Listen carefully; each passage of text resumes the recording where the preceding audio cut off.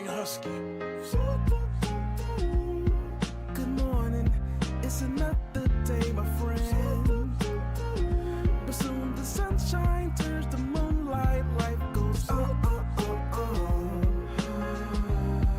You take some time to say goodnight, you close your eyes to dream next thing tomorrow's here. It's a brand new day, never hold on to hate.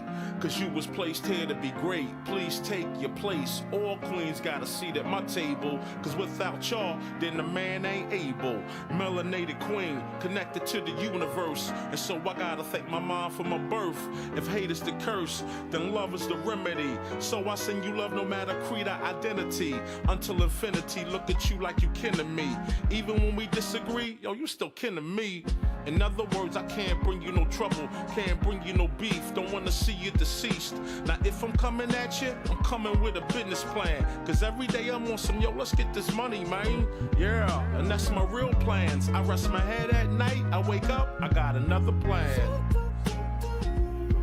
Good morning, it's another day, my friend. But soon the sunshine turns to moonlight, life goes Take some time to say goodnight, you close your eyes to dream next thing tomorrow's here. It's a lot of high rappers tell me why we don't get money together, but we'll kill each other over whatever. Running down the freeway, we gonna own down. If Black Lives Matter, why we gonna own down? That's why they laugh and they think that we clowns. They hear what we say, but see how we get down. We gotta change that now, right now to be exact. Cause hurting that man's moms is not where it's at now. Old school, new school, need to learn, yo. They put us in groups so they can make more dough. The young versus the old versus the young. Black versus white, you see the pattern, right? No unity, keep them all on some gutter-ish. This way they don't prosper and get rich. Yo, can't you see it's a trick? Just open your third eye and you'll see the full view of it. Now yo, what if the powers that be know that the real power lies within the people? That's us. And what if they using things like crayon colors, black and white, to separate the people? Hey, yo, you gotta wake up. Don't let them fool y'all. Spread love. Good morning, it's another day, my friend. But soon the sunshine turns to moonlight, life goes You take some time to say goodnight, you close your eyes to dream next thing tomorrow's. Good morning, it's another day, my friend. But soon the sunshine turns to moonlight, life goes You take some time to say goodnight, you close your eyes to dream next thing tomorrow's here again. Good morning. All right, y'all, here we go. You know what to do. Drop a 1 in the chat if you can hear me. Drop a 1 in the chat if you can see me. We're gonna go ahead and get into it. Shout out to everybody who's in the building. We should be good to go. I see a lot of y'all in here already. Thank you to everybody who's in the chat. All right, it looks like we got a bunch of 1s in the building. Let's go ahead and get into it. Shout out to the gang. Let me make sure everything's looking nice. Oh yeah, is my mic hot? My mic looks like it's a little hot. Either way, we'll go ahead and get into it. Welcome y'all. Welcome back to another YouTube live stream and another episode of the Music Morning Show. I'm your host, ClassE Beats, ClassEbeats.com. Today we are going through more of this YSL trial. We might have Mr. Zachary on the stand today. We'll see what happens. I know there's been some things going on in court and they're trying to decide what they're going to do with his testimony moving forward. There's also another issue we're going to get into here shortly. But before we do, shout out to everybody who's in here. Let me say good morning to the people in the chat, man. We've got Amy up in here bright and early. Nick is in the building. We got my guy Randall King up in here. Mr. Spiffy, Mr. Tesla, Deanna. We've got MJ is up in here. Focus, Tanya, Ulsterman. The Honorable Attorney Kel Bell is up in here. Rodney's in the building. We've got CEB for life. Jay-Z is in here. Shout out to Jay-Z. We've got Leona in the building, Michelle, Young Dreads, Tonisha. Good to see you. We've got Krisha up in here. All right. Wondrous Ones in the building. Salute and thank you for your service to my guy, John. We've got Rena is in the building. Good to see you, Rena. I think this is my first time seeing you here. Jimmy is up in here. We've got Elizabeth Wright, who was showing major love on the show last night too. Good to see you back in here this morning. Who else? We got Michael Jackson's up in here too. Kelly is in the building. Good to see you. We've got, okay, I'm gonna get this right.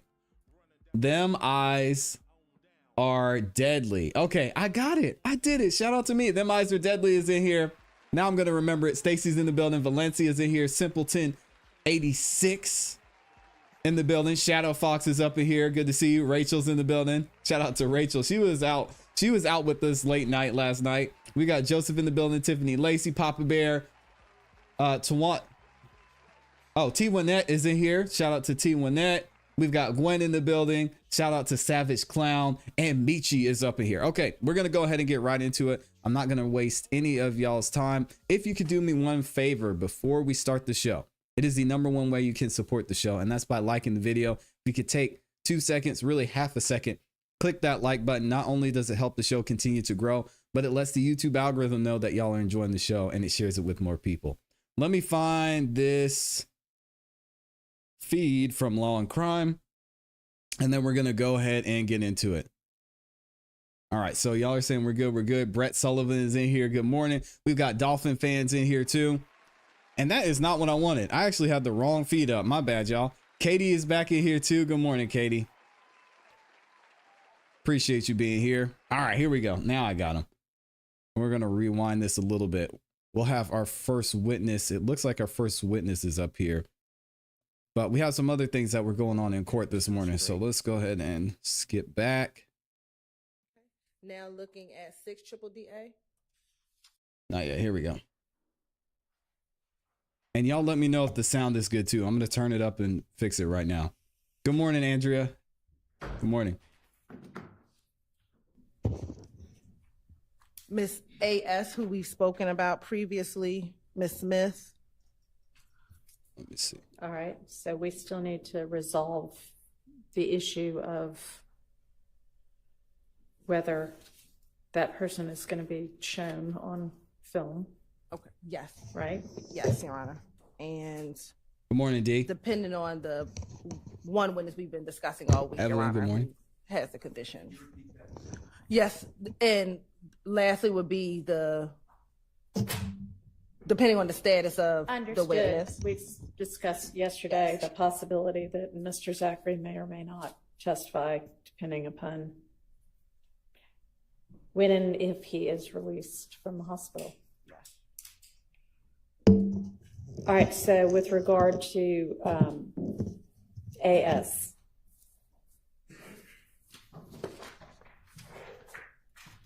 Your Honor, the state's position,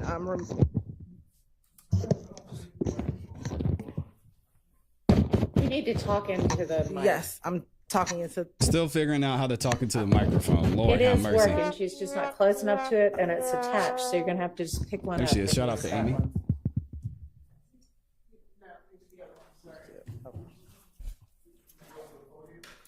Or go to the podium. Either one. regarding Ms. A. Smith, again, Your Honor, state is asking for her not to be shown on television. I believe she still lives in the community in which this incident occurred back in 2020, Your Honor. I believe she has voiced some concern. Ms. Love is the prosecutor who has been in the most communication with Ms. Smith, but my understanding is she has voiced some concern. I can't go into specifics regarding her safety in this case, Your Honor, given that she still lives there. I believe at one point she did communicate with one of our victim advocates that members of one of the defendant's family had approached her. And this was probably about a year ago. And so she was supposed to provide us more information about that particular individual. And so those are some of the things that I am aware of that she has discussed with us and with the state. And so given some of those factors, we would ask for her not to be shown on camera, Your Honor. All right. And is there any objection to just having her audio but not her face shown? I forgot this one, Sean. Your Honor, I object to that. I don't believe that what you've heard from the state today Cameraman's rises tweaking. to the level that was set by the previous court on the standard by which a witness would not be videoed while testifying. Of course, this is the first I've heard that maybe possibly she may have talked to a victim advocate. I know that when this came up in court the other day, that was not mentioned, but absent that, which it sounds a little bit loose at this point, I just don't believe it rises to the standard. And if this is what's established, then any witness could potentially just raise their hand and say, I don't want to be videoed. Okay, well, obviously, this trial's been going on for a really long time, and not that many people have done that, so that doesn't appear to be an actual legitimate concern. Well, Your Honor, I would say that since these requests have started coming in, that approximately, I don't know, I'm making a guess, so don't hold me to it, but roughly 20% of the witnesses that have appeared on the list that we get at the end of the day on Friday for the next week, I would probably about 20% are highlighted as not to be shown. So it's not a one or two off thing in the history of this case. Okay, so since I've been presiding over this case, which has been since what, mid-July or so? This is the second witness that has had anything raised, so that doesn't seem to be the percentage right now, but that's not the determining factor anyway. It's whether there is a legitimate security concern that can be substantiated by either the witness or the state. I mean, Ms. Hilton, are you representing that she has had threats made to her that she's brought to the state's attention? She's communicated, I know for one specific incident that a family member of one of the defendants had approached her. Okay, but and what? Approached her asking her not to testify in the trial. She did not say that that individual threatened to harm her. All right, so maybe we find out a little bit more from her when she gets here. Is she here now? I don't believe she's. Okay, well, we'll maybe revisit that issue. And if the victim advocate has further information or you develop further information before then, let me know. Okay. And Your Honor, just to be clear, if she can show that there's been a threat made against her, or you believe there's a threat made against her, then I will not object to her not being shown on video. All right, threat or intimidation? Your Honor? Yes, sir. Turning the page from the video, on video, off video, with Ms. Smith, the information just recited by Ms. Hilton is the first I've heard of this. I don't know what this interaction is, but the state, am I correct that the state, regardless of whether she's shown on video or not, is not going to seek to admit any testimony about whatever this interaction was as part of her testimony, is it? No. Okay, all right, cool. All right, thank you. Okay, is there anything else the state intends to present with regard to that particular 911 call with Ms. Latner's? Mr. Adkins had sort of left the door a little bit open to bring something else up. Your Honor, we're going to hold on that call for right now, and so we would just ask. Sounds good. That. In addition, Your Honor, the pictures that we intend to introduce today through some of our witnesses are on its way down, so we can distribute to defense counsel so that they can have them in Go ahead and do that.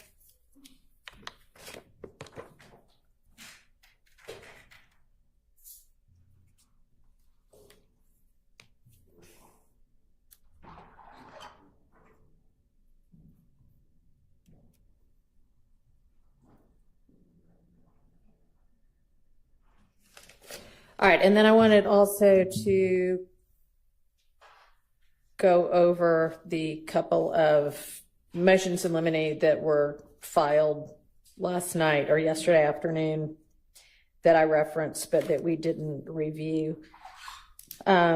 56 is sort of just a general, the defense position is that they don't think testimonial statements or hearsay should come in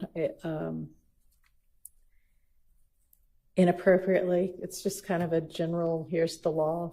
And so I agree. Okay. But we're going to obviously have to see how that plays out. Can I mention something? Yeah. And good morning, Your Honor. Good morning to everyone.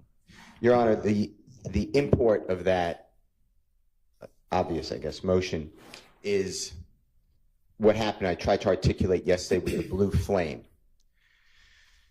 So it has gone on before you or the court that a, quote, gang expert would say, and I'm paraphrasing, I'm not going to tell you Try and put it up there. Who I spoke with. You don't have any of my notes. I did not do a report, although ordered by Judge Glanville to do a report.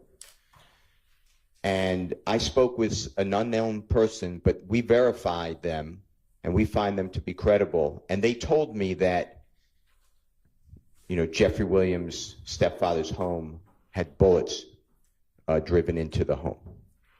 And I always want to go back and interview everybody.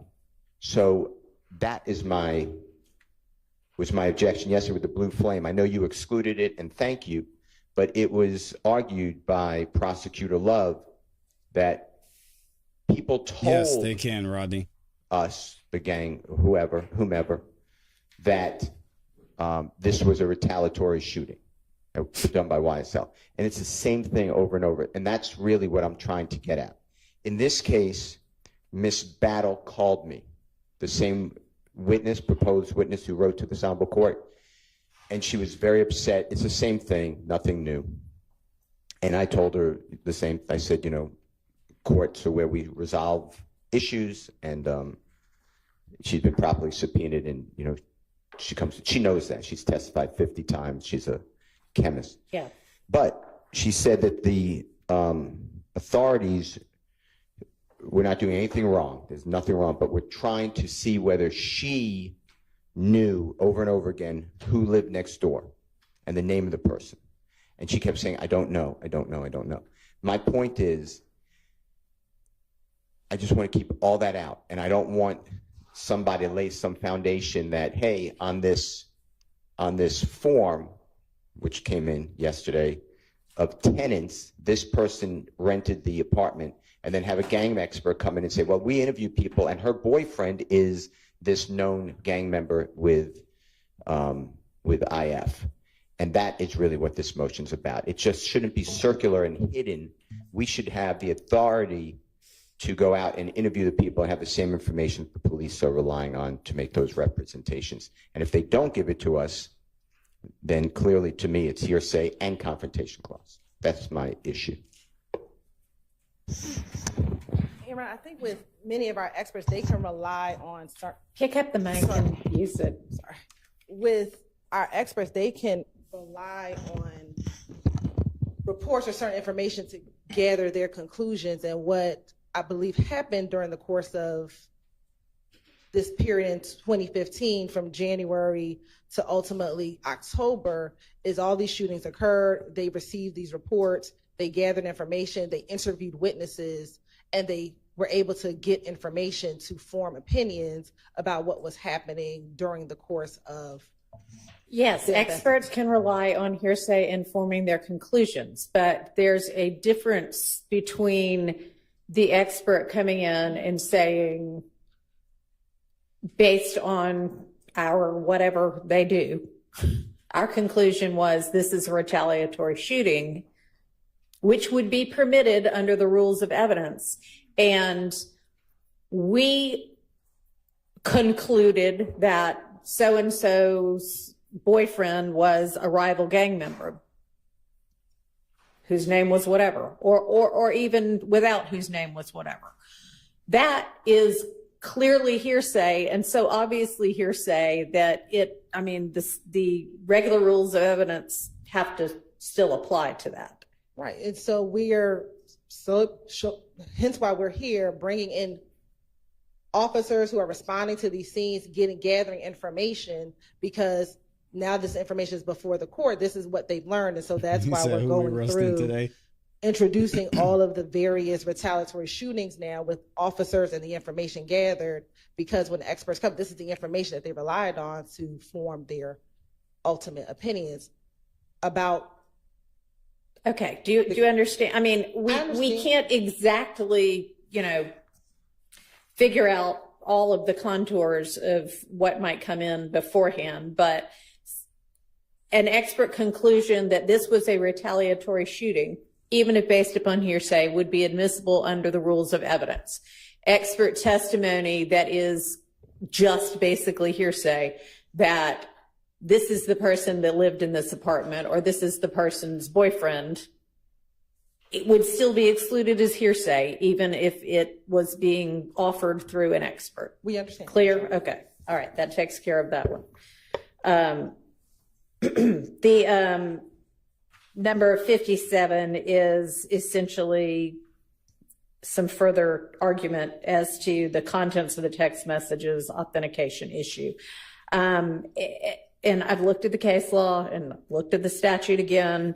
And the issue was that one column that had text message contents. But essentially, on authentication, it's a prima facie case that it is what it purports to be. And that was shown that it is the Verizon record of that phone number.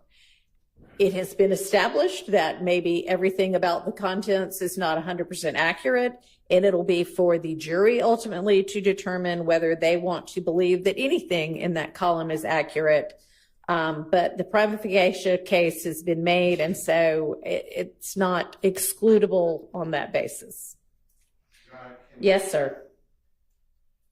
And trying to can find we a good just spot have for a this caption. continuing objection to that issue? Yes. Because I'm not going to belabor it. And can I just cite what I sent this honorable court into the record? Sure. Johnson, John, SON versus State. And it is cited at 348 Georgia Appeal 667. Your Honor, that's in 1B as in Barry, 824 Southeast 2D 561 2019 case. And it's our position, which you've articulated and respectfully rejected, that it has to be reliable. And I believe that the witness was clear that the records itself, she said she would not verify, but I've argued it and it's preserved, and thank you. All right. Motion limiting number 58 covers a couple of different things. One, that on the two charts by agents Cunningham and Officer Kilgore, that one particular gun, the seizure of which has been determined to have been illegal, those charts need to be redacted so as not to include that. I think y'all said, the state yesterday, yes, we'll make sure. I think there was only a mention maybe of one chart at the time, so just make sure that it's gone from both of those charts. Then there is a request that Mr. Zachary's recorded statement from March of 2017, where Detective Dennis asked Mr. Zachary how the assault rifle was located by police in Mr. Williams' home, be excluded because the search itself was illegal. Now, I don't know exactly what got said then, so do I need to listen to it or see a transcript of what was said? We have a transcript where you can listen to it. I don't know if the state's position, they may agree. It's a 2017 statement, Your Honor, March 3rd, if it comes in.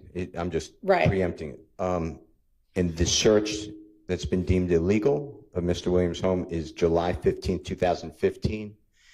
And it's simply the detective asking Mr. Zachary about this weapon that they would not have known about, and the derivative evidence has been also I understand suppressed. what you are saying now. Okay.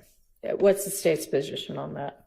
Your Honor, the state does not intend to introduce anything regarding the July 2015 search or the item seized from the search. Okay. And so the reference to the assault rifle, which the state only knew about because of the search. I understand now what the argument is. Y'all won't have any reference to that. Okay. And then the third thing is that in that same transcript, Detective Dennis at one point states, or is her, what this says is heard stating that Mr. Williams is the owner of the studio that was the subject of that search, and you want the statement that he was the owner of that studio to be excluded? Yeah, I think we had an order previously, and please correct me, from the predecessor judge that on the same morning as July 15, 2015, law enforcement went to Mr. Williams' home. That's been deemed illegal as search, as well as to a recording studio. At their recording studio, they found, I believe, marijuana, $40,000, U.S. currency. I'm going to say firearms with an S. It has been previously said that search of that studio is not related to Mr. Williams or anyone on trial directly. It was another person named Rico, and his last name is evading me. I can't remember, but it's a Rico Ritchie, R-I-C-H-I-E. Oh, shout out to Rico. That would be excluded, and I just want to make sure that that doesn't get mentioned either. And Is the that way it Rico, was said Rico? in the transcript is that that's Mr. Williams' studio, which is just not right. But Mr. Williams did have a connection to the studio because he would perform at many studios throughout. So it's not true that he's the owner of the studio. Is that what you're saying? He's not the owner of the studio. Okay. Any issue with that? Rico Piece of Suave. that That's what I was interview being thinking excluded. too. We believe that is in the order, and we will follow the court's order. Okay, I don't understand what you're saying there. Are you conceding? Okay. All Maybe right. this case so will that start to takes go care of better. that. Because they Can figured out who I Rico add is. one more thing to that, Your Honor, this motion? Sure. I think the court ordered it yesterday, but the blue flame shell casings are on that same chart that is referenced by Agent Cunningham, according to the state, as an exhibit of hers, as well as Officer Kilgore. So I asked that blue flame mentioned on that chart be please removed. And that's the search by the firearms police database. It will be removed. All right. Thank you. Well, that was nice of them. Look at them working together. All right. And then the last one was a supplement to the big motion to exclude various pieces of evidence that we'll need to go through whenever we have our next non-jury day. So we won't deal with that one right now. Your Honor, Yes. may I just add one thing? Again, I'm like Mr. Steele said, not conceding the admissibility of any prior statements of Mr. Zachary, but I just wanted to remind the court that there were some matters that we took a wait-and-see approach. Your Honor, took a wait-and-see approach to see if a foundation could be laid by Mr. Zachary regarding one. I was reviewing in preparation of court today. One specifically was whether something counted as a tacit admission, and we just needed to hear from Mr. Zachary to lay a foundation on some of those matters. I just wanted to remind the court that we do have that issue out there, those issues out there. There's a few of them. All right. So does the state recall what it is that Mr. Sharp's They have referencing? Dora the Explorer finder. I don't.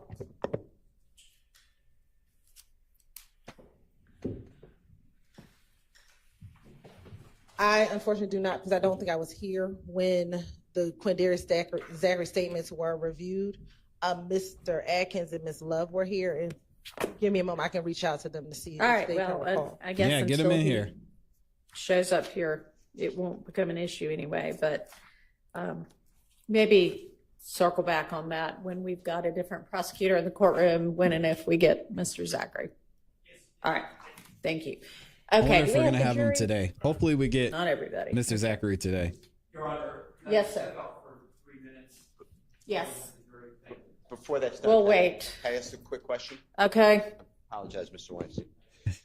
Your Honor, the state was kind enough to point me in the right direction for the witness list. And they said, I think the Honorable Court is on that email. So they said that Miss Bailey, B-A-I-L-E-Y, Miss Galloway, Galloway, and Miss Chavo, Chavo, or E rather, ES, Chaves, CHAVES. Thank you, John. We're not on any witness list. If we could get contact information and if the state could make them available for us to interview, that would be helpful. I'm not moving to exclude, the witness for not being on a witness list unless the court wants to do that. But I would like to speak with the witnesses. Yes, Your Honor. All right, how soon can y'all do that? All right, it looks like these are all like APD employees. Let me just reach out to my investigative team. We should be, hopefully if they still work with the department, we should be able to get that pretty quickly. All right, anything else? Not on behalf of Mr. Williams. All right, will you?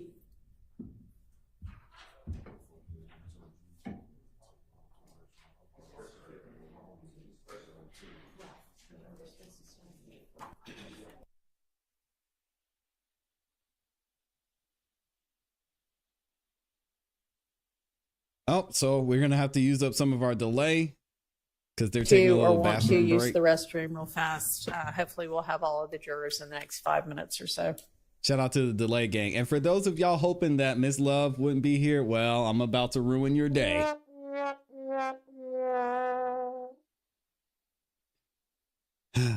Sorry, y'all. Let's go ahead and skip ahead. And if you haven't yet, do what I just did to Law and Crime Trials and make sure you like the video on your way in. We've almost got half of y'all have liked the video yet. If you could take 2 seconds to do that, I would greatly appreciate it.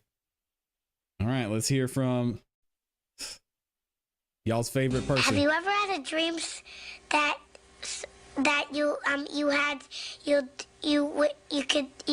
Sorry, y'all. She's here. Earlier, when we were talking about A. Smith. No, I'm not muted. We should be good. An individual, Amy, good Lord. A defendant's family member reached out to her. That was not that witness. And I'm sorry. It was a different witness who relayed that to me. It was not Miss Smith. It was another witness who relayed All right. that. So I just wanted to clarify that. Okay, so is there anything the state wants to present with regard to the request that AS not be shown on video? Yes, Judge, and I believe she's on her way, but what she has relayed to the state is that since the time that this has been going on, her family has found out things that she had not alerted them to, that it is causing her, she says, distress. She does not say that she has been threatened. She said that it is... I'm sorry, y'all. It is a source of great concern for her. And she has asked that we not, she said she doesn't want to be here, but she certainly doesn't want to have her face publicized. She said that when when her name began being mentioned, that caused problems for her, and she does not want to have to endure that. Under those circumstances, and understanding counsel's arguments regarding sort of guidelines by the court's predecessor, we're asking that the court exercise the court's own discretion and allow, based on her concerns and the concerns of any lay witness to that extent.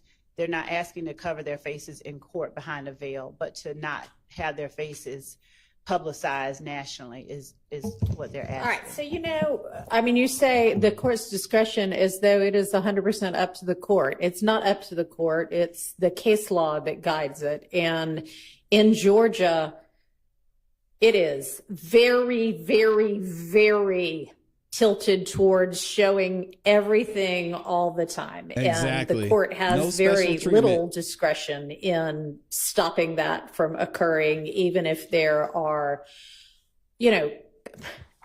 probably none of the witnesses want to be blasted throughout the world. Exactly. Understandably.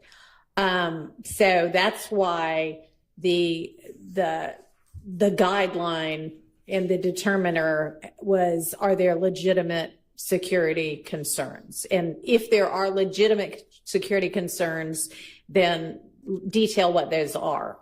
So, Your Honor, I do understand what the court is saying. And regarding the rights or guidelines of having the faces shown on camera. Prior to today, and it was prior to this particular argument, I had researched when we were looking at it previously with Judge Glanville. My understanding, and the court has a vast amount of knowledge about what the particular laws in Georgia are, because the court has dealt with those. But my understanding was that there is no, just if it were such a right that anyone had to have the faces of every witness shown, then arguably speaking, any trial that's not publicized on camera, their rights are being violated because their faces are not being shown. But to the extent that the suck it up, lady, camera people decide where they want to put the camera, and if they're okay with not showing the faces, the only argument that I would have is that there's no defendant with any right to show the faces. And I would ask the court for, before we bring her in, that just the ability to, if we can find case law directly on point, to show it to the court regarding that particular issue. Because of course you can do that. And if the media chooses not to show a witness's face because they know that that person has concerns, that's of course up to the media. I mean, frankly, this court is open. Anybody can walk in here anytime they want to and watch the proceedings. But that's just not really the way the She's Georgia always trying courts to overall attack the camera people. Have perceived Disgusting. the whole televising and videotaping of court proceedings. So sure, I'm happy to consider any kind of case law that you want to present. Thank you. And obviously, if the media wants to focus on somebody else during that time, that is wonderful. But unless you present to me either case law that covers it or legitimate security concerns, I can't order them not to. Thank you. Okay, so are we now ready for the jury?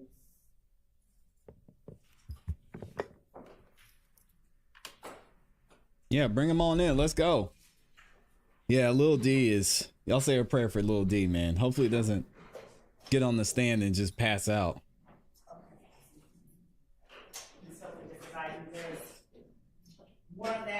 Okay, well, she's not going to be the first witness anyway, so all right. Yep, they're going to make her show up anyway.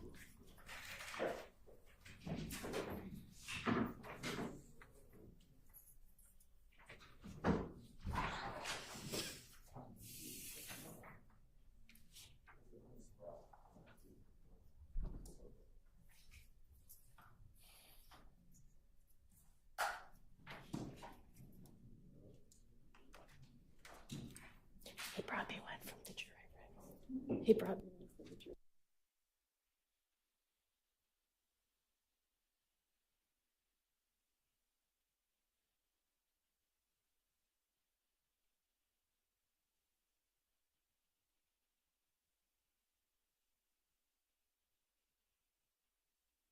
All right, we're going to skip ahead because we've got the delay. Thank the Lord.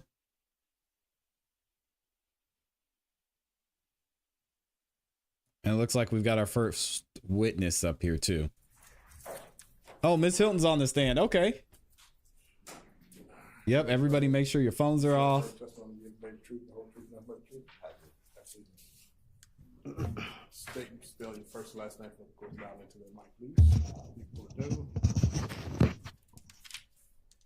Okay, it's Alfred Turner, ALFRED TURNER. And welcome back. Hey. Seems like we just saw you yesterday. So we're not going to go over your background since you were here earlier this week. I just want to jump to back in 2015. Earlier this week, you discussed responding to 1428 Adele Avenue. Is that fair? Yes. Okay. In 2015, did you respond to other shootings, other shooting calls? Yes. All right. I want to specifically direct your attention to January 11th, 2015. Did you have the occasion to respond to 197 Hendricks Avenue in Atlanta, Georgia? Yes, I did. And why did you respond to that location? We got a call that a shooting occurred. 2 days in a row. And poor guy. Once you got to the location, what, if anything, were you asked to do? We was asked to take photos and collect evidence. And did you do that? Yes, I did. And have you had the opportunity to review your pictures from that particular incident in that location? Yeah. Okay. You have permission to approach? You may.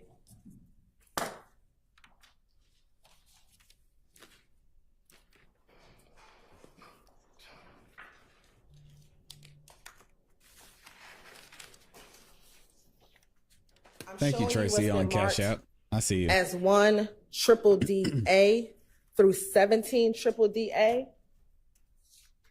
And were you sent those pictures yesterday evening? Yes. Okay. And as you're flipping through, did those pictures fairly accurately depict the scene at 197 Hendricks from January 11, 2015? Yes, they do. Your Honor, this time the state would like to tender State's Exhibit 1 triple DA through 17 triple DA into evidence. As you're admitted. Permission to publish, Your Honor. Okay.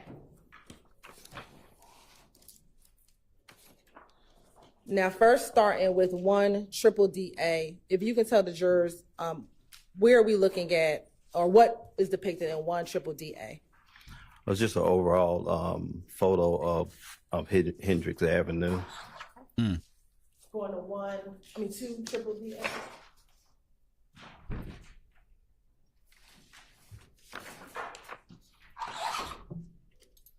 Looking at 2 triple DA, was this the home that was the focus of your investigation? Yes, it was. All right. Looking at 3 triple DA and now 4 triple DA and 5 triple DA. What, if anything, is depicted on 5 triple DA? All right, Delta is dead. Y'all should be happy That's about that. damage to the screen of the window of that residence. Okay. Or Delta, now Delta, looking Delta. at 6 triple DA.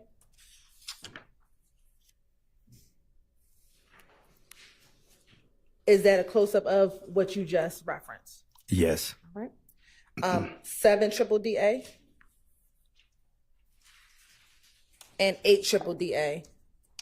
What's depicted in those 2 images? Those were gunshot holes to the residence, that same residence. All right. Now looking at, we're going to skip to 10 triple DA. What are we looking at 10 triple DA? Those were the 3 shell casings that were collected from the scene. Okay. And did you take close-ups of those 3 shell casings? Yes, I did. And are they contained within the set of pictures that you have in front of you? Yes. Now looking at 13 triple DA. I feel like I got to say it now. What is depicted in 13 triple DA? Delta, Delta, Delta. That's a shell casing number 4 that was located near the residence. Okay. And were you able to determine what type of shell casing those were? I probably have to look through my notes to see which one it was. You're on permission to approach? You may. And let me ask, will looking at a copy of your crime scene tech report assist you? Could looking at you. No, I have it up here. Oh. Permission to approach? You may. I'm going to show you what's been marked as State's Exhibit 18 triple DA. Is that your crime scene tech report? Yes, it is. And does looking at that copy help refresh your memory as to what size shell casings those were, if noted?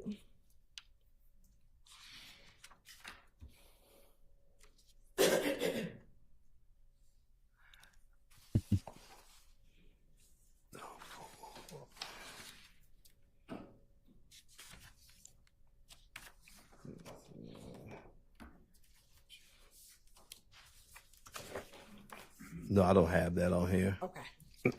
Are you able to tell, from looking at the pictures, are you able to tell what size they are? It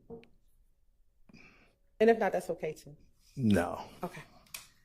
Now, in that year, did you also have the occasion to respond to 198 Stanhope Drive on January 26, 2015?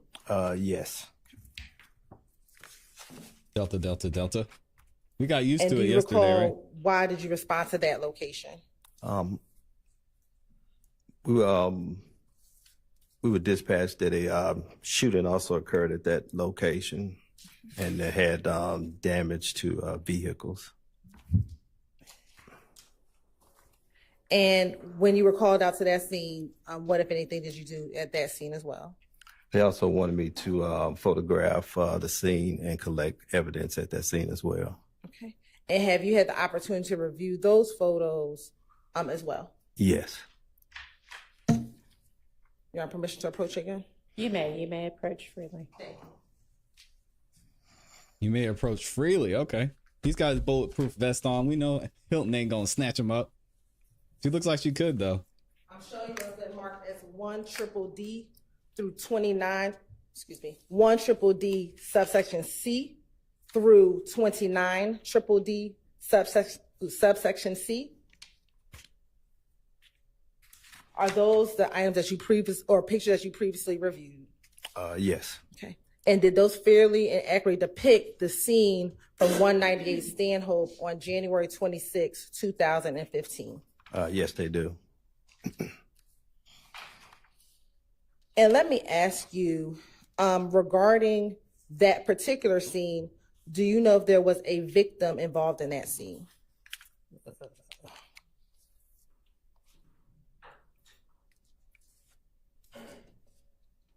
Take your I time, have to look Denzel. on my notes to see. Okay. You're on permission to approach. Oh, no, so I can approach. I'm showing you what's been marked as State's Exhibit 30DDD C. Is that Y'all a copy welcome. of your crime scene tech report? Yes, it is. Will that help refresh your memory? Yes. You can take a moment and look, and if your memory's refreshed, you can let me know.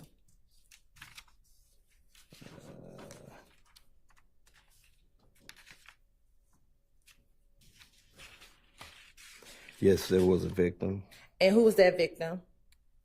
I believe it was Travante Turner. All right. And I believe I admitted it, but if not, Your Honor, say what I tender Stacey's Exhibit 1DDD C through 29DDD C into evidence. Okay. Do you mean you haven't this morning? Did you mean a What's up, different Cal? day? No, I thought I may have said it earlier today. Okay, Your Honor, this time the state would like to admit 1DDD C through 29DDD C into evidence. Okay, those are admitted. And permission to publish. You may.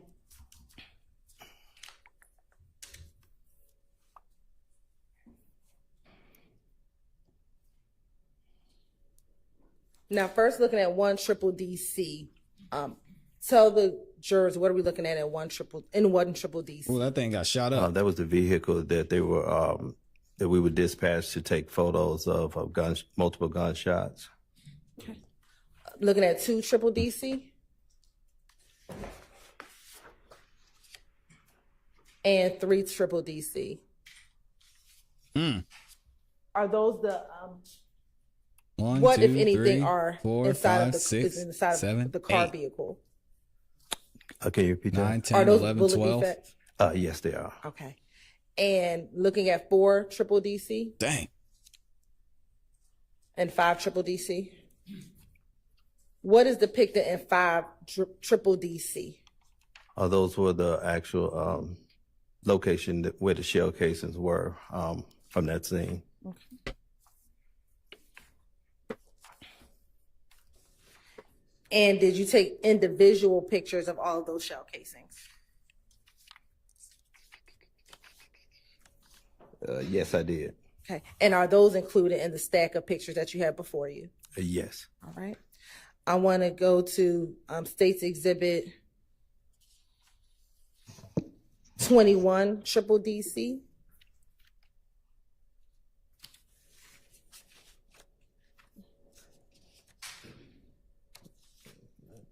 What is depicted in 21DDD C?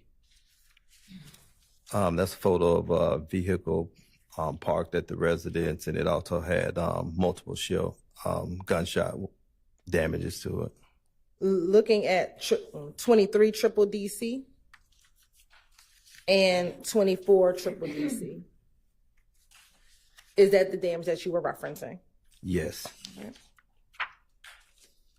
And now looking at 25 triple DC. What are we looking at 25 triple DC? That's a residence of 186 Stone Hope. Okay. And did that also sustain damage? Yes, to the window. All right. Looking at 27 triple DC. Sorry. And 28 triple DC. Blaming on the culture. Is that the damage to the window that you were just referencing? Yes. And then looking at 29 triple DC. Was that also a defect to the window? Yes. Right. And after taking pictures, did you collect those shell casings? Yes, I did. And when you collected those shell casings, what did you do with them? I couldn't, Monica. I'm sorry. Amy got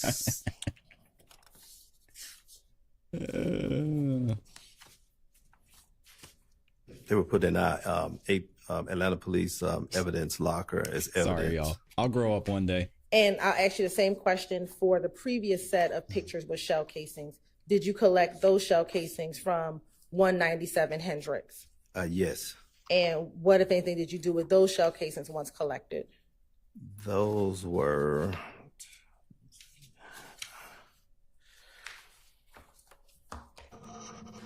those were turned over to Officer Williams. The gambling house? On the scene.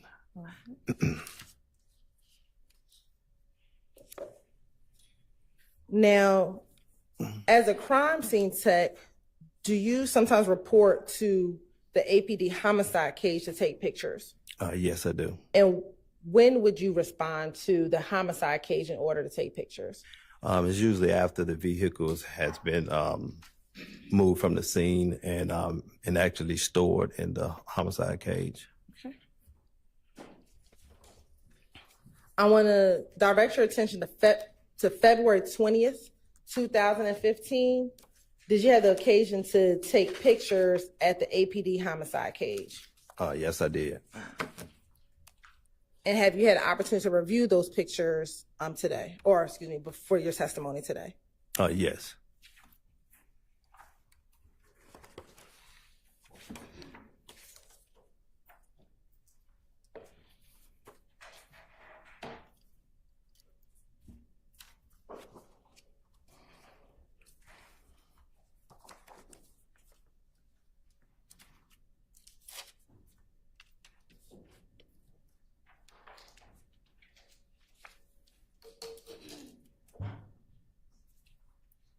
I'm going to show you what's been marked as State's Exhibit 1 triple D to 11 triple D.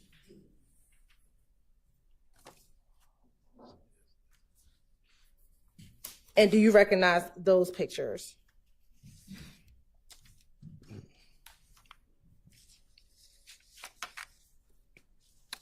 Yes, I do. And how do you recognize those pictures? These were the photos that, excuse me, that was taken at the homicide cage. And are they a fair and accurate depiction of the picture that you took at the homicide cage on February 19, 2015? Yes. Your Honor, at this time, the state would like to tender State's Exhibits 1 triple D through 11 triple D into evidence. Those are admitted. And Crime Scene Tech Turner, did you know the location of where that car derived from? I believe it was 140 Maury Avenue. We're looking at a copy of your police report, Crime Scene Tech report, help refresh your memory as to the exact address. Yes. I'm going to show you what's been marked as 12 triple D for identification purposes. Is that a copy of your Crime Scene Tech report? Yes, it is. Ooh, that's an old And does that help refresh your memory to the address of where the car was taken from? It's like yes. a 98. And what was the address? It was 114 Maury Avenue. And what is the date of the incident? When did the incident occur? That was February the 2015. Was that the date of the incident or the date that you took pictures?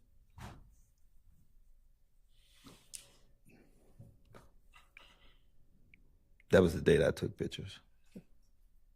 What was the incident date?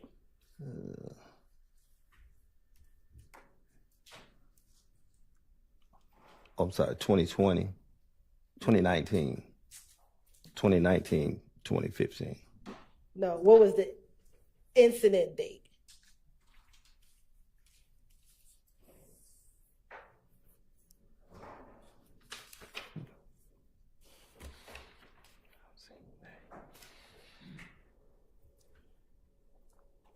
Let me ask, do you see the incident date on the third line down? Is that the 2019? I'm sorry, 219. And what was the year? 2015. All right.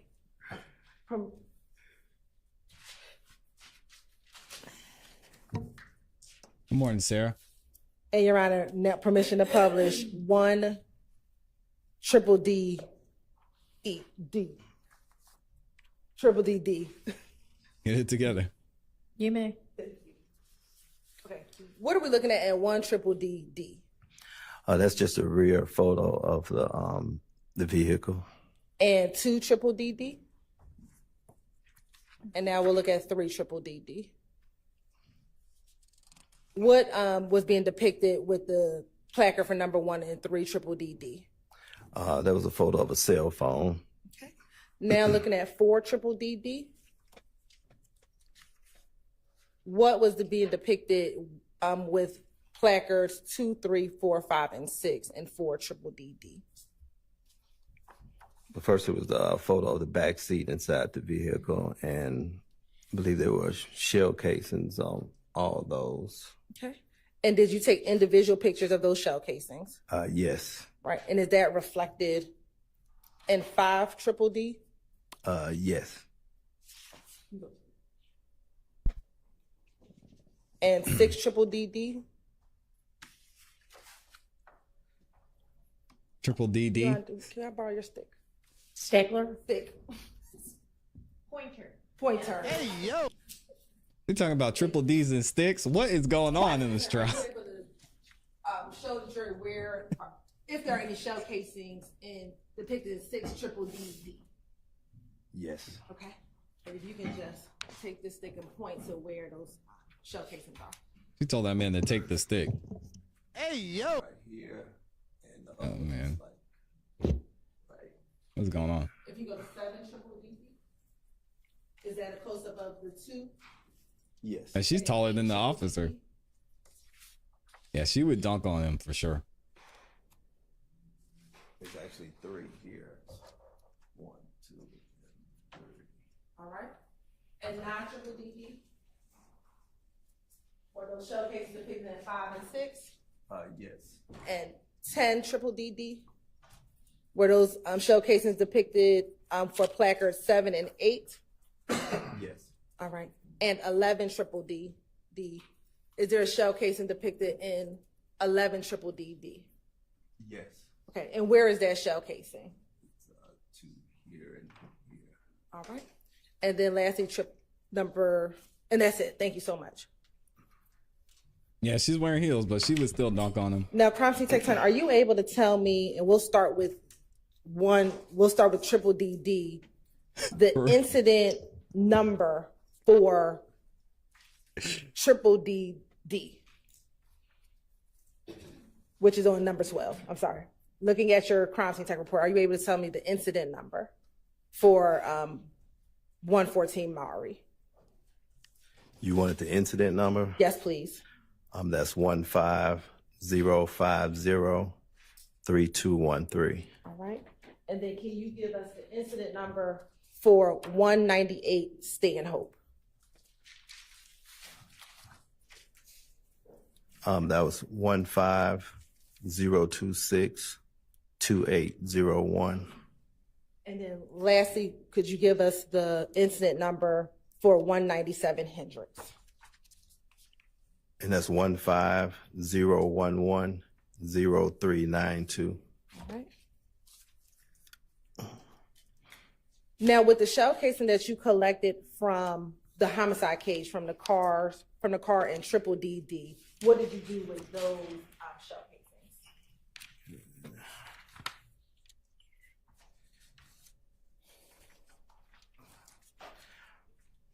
They was processed for fingerprints, and after that, they were sent to APD property as evidence. Okay. And do you know if at any point those items were taken from APD property to the APD crime lab? No, I don't. Okay. Court's indulgence.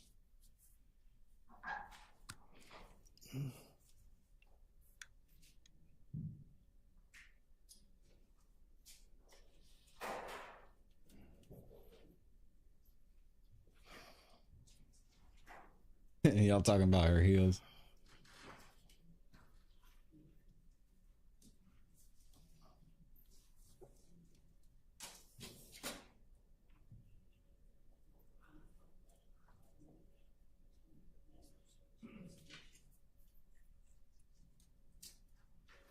Yeah, these are all great questions, Salters. Were any prints recovered? And he talked about the So, when you package Use the mic if you don't mind. when you collect crime scene, shell cases from the crime scene, We'll see. how do you package your shell casings? in an envelope. What we do is individually pack them, usually put them in a little envelope. No, We envelope. put the time we collected, the location, the case number, the address, and I have my initials on it. And are each shell case in an individual envelope? Yes, unless they really close to each other. Okay. Yeah. And when you said the location, what did you mean by you put the location number on there? Like if it's inside a vehicle, you usually put inside the vehicle in the seat or something like that. Okay. Thank you so much. Thank you. Okay. All right. Any defense questions for this witness? How about no more questions? We have no questions for this gentleman. All right. Nope. Okay. All right. Thank you for your time. You're excused. Call your next witness. Yeah, not really seeing Mr. the point of this witness, but hey, I'm not an attorney. He was just here yesterday too. Judge Whitaker whispering with the mic on again. Man, y'all better move that camera before you lose your Rule 22. Look at him with this envelope. I can't believe that lady said that. Dr. Pitts. Y'all remember Dr. Pitts yesterday said envelope? She puts the evidence in her Mr. envelope. Matthews is wanted in a different courtroom during our next break. That didn't have anything to do with this case.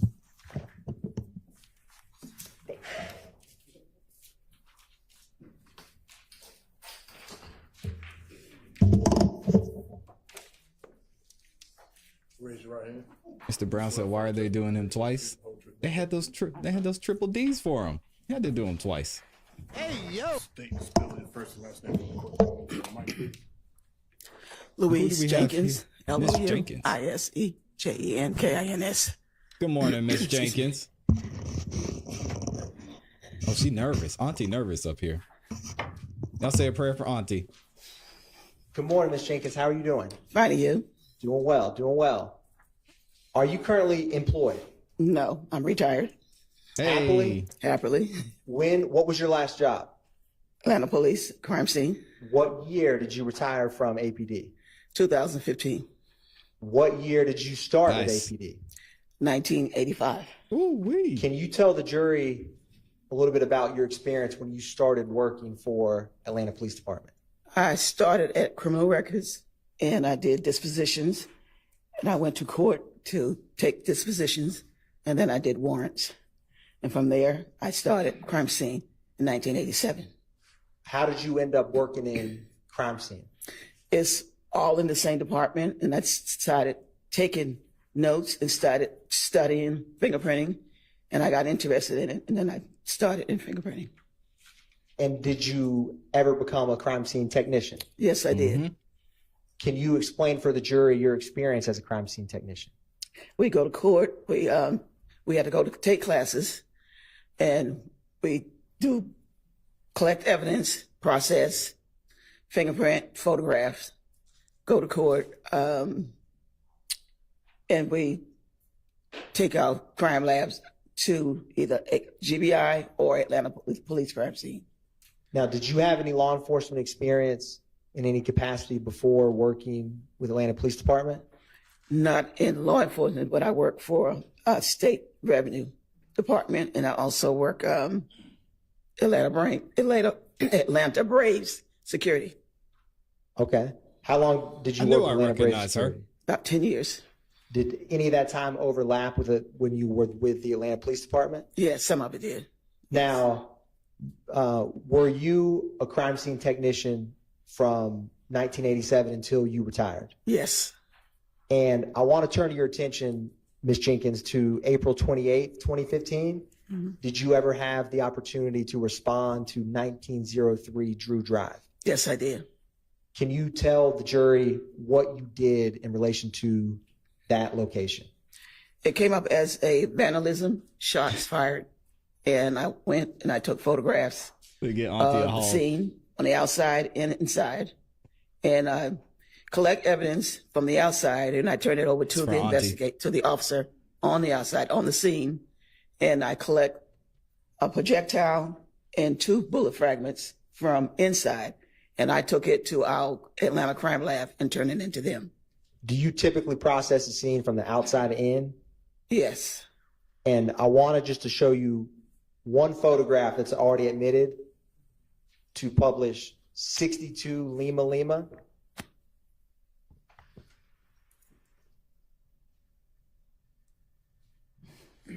Here we go with the Lima Lima, double L. Come on, have we learned nothing from Miss Hilton?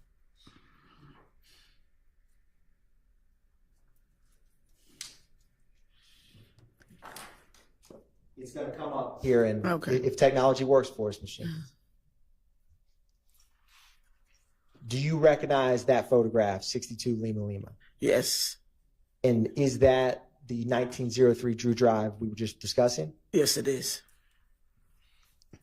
And why is it, or can you explain for the jury, the responding officer collected the shell casings that were outside and you collected the ones that were inside? Is there any reason behind that? Well, it came up as a vandalism. So usually when we have a call like that, we can also turn it, the shell casings or whatever, to the investigator on the scene. Anything mostly on the inside, we collect and we'll turn it into our crime lab or the GBI crime lab. And what protocols did you follow when you collected the shell casings? I photograph, number, and collect them in envelopes, label each one of them, and I put them in a bag at the end of collecting everything, and I turn it over to the officer on the scene. And for the projectiles, that you collected from inside, what protocol did you follow with those? We collect overall of the whole place first, and then we collect each items, and we number them, and then I collect them and data them, and send and take them up, and then send them to our crime lab.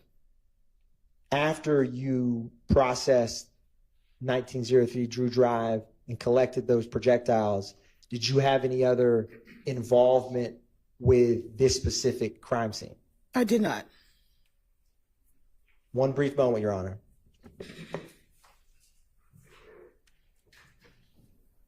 Okay. What's up, Ducky Dexter in the building? Good morning.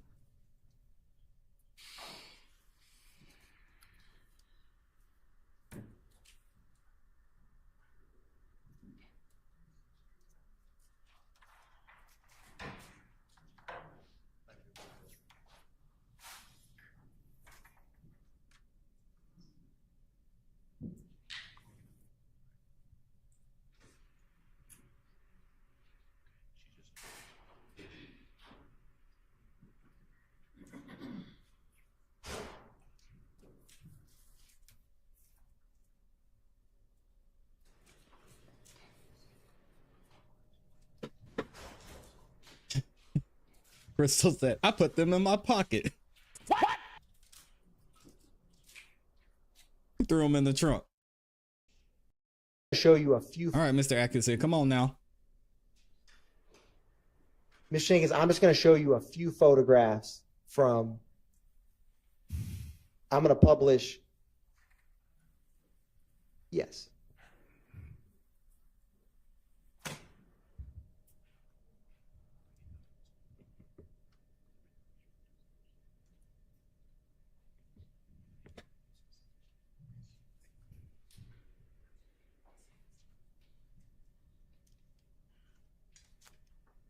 Are we buffering? What happened?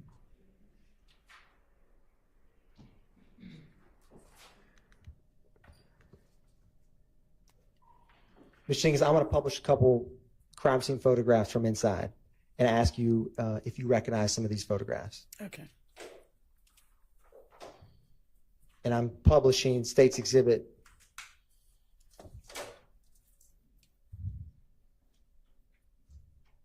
Yep.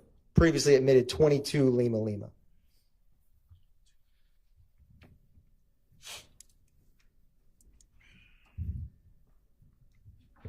And Ms. Jenkins, I'm going to cycle through a couple of these photographs. Please to do. Specifically see if you recognize some of the projectiles that you collected from this scene. Okay, kid, it's possible that I can look at my notes. Yeah, it's perfectly possible. Yes, ma'am. I'm going to, or is there anything that will refresh your memory in relation to this? The notes that I took, the pictures that I took. And is that in your crime scene record? Yes. Your Honor, I'm approaching and handing the witness.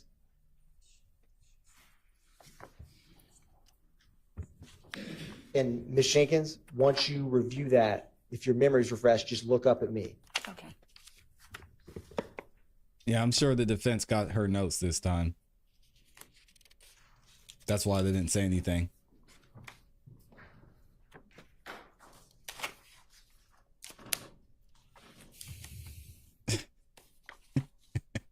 Shout out to John. Yeah, he says that's a stupid picture with no scaling roller.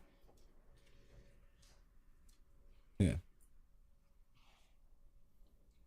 I mean, maybe she'll explain what the jury's looking at, but John, I agree. This is a dumb picture. What's the jury gonna write down? 2-6 Lima Lima. Casing on 4.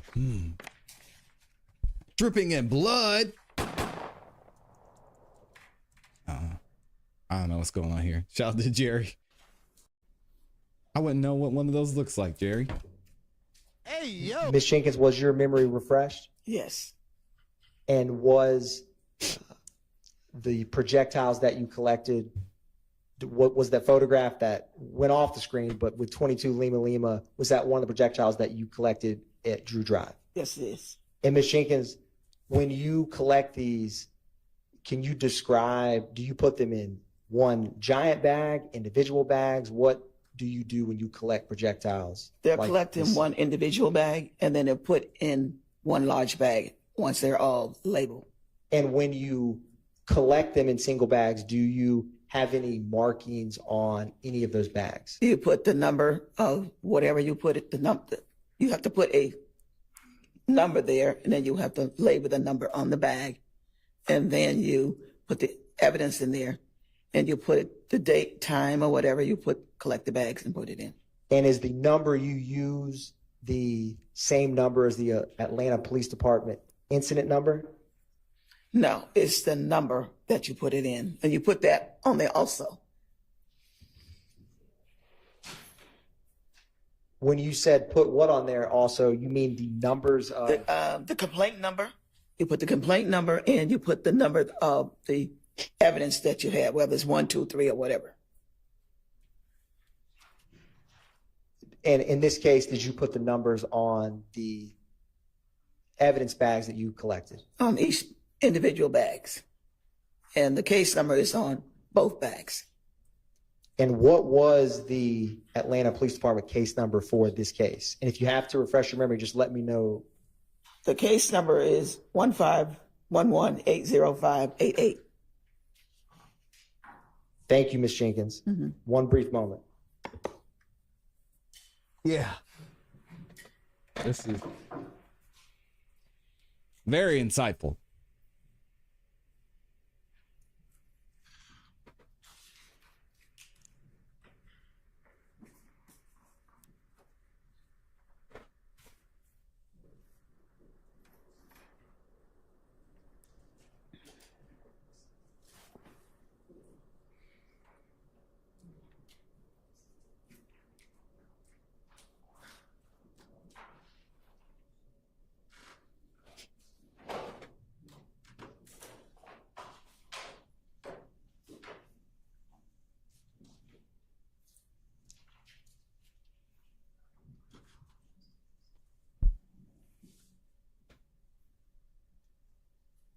Whose jacket? Mr. Brown says, look at the jacket. Which jacket? Miss Jenkins, I'm going to, and for the record, I'm labeling as 62 Lima Lima what the witness, Miss Jenkins, has been using to refresh her memory. And Miss Jenkins, can you describe what it is that you have been using to refresh your memory? My report that I made from the call that I had. From the 1903 Drew Drive? Yes. Is it a fair and accurate depiction of the crime scene report that you made in relation to this case? Yes, it is.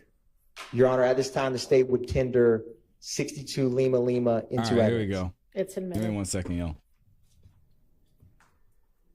Thank you, Ms. Jenkins. No further questions by the state, Your Honor. Any questions for this witness by any of the Nope. defense attorneys? No. Williams, no questions. No. And Mr. Williams, you with us? No. Okay. All right. Thank you for your time. You may be excused. Yes.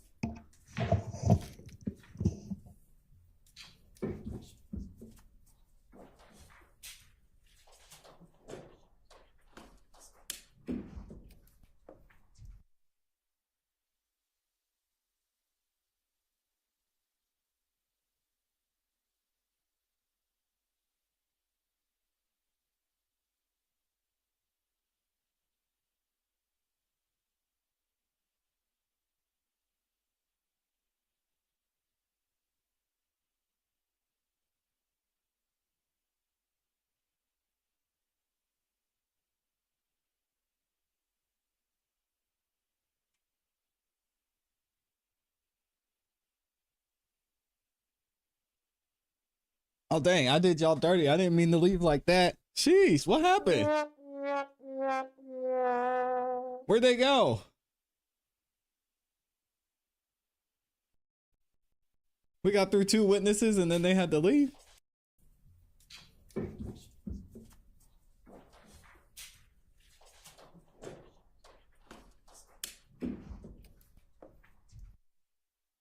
What happened?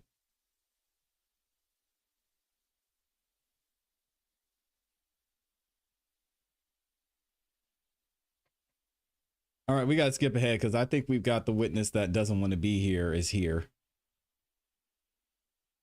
And I think our camera person's just trying to keep his rule 22. So, yeah. I know. Dougie said, I'm failing as a YouTuber. Hey, I had y'all up here. Mm-mm.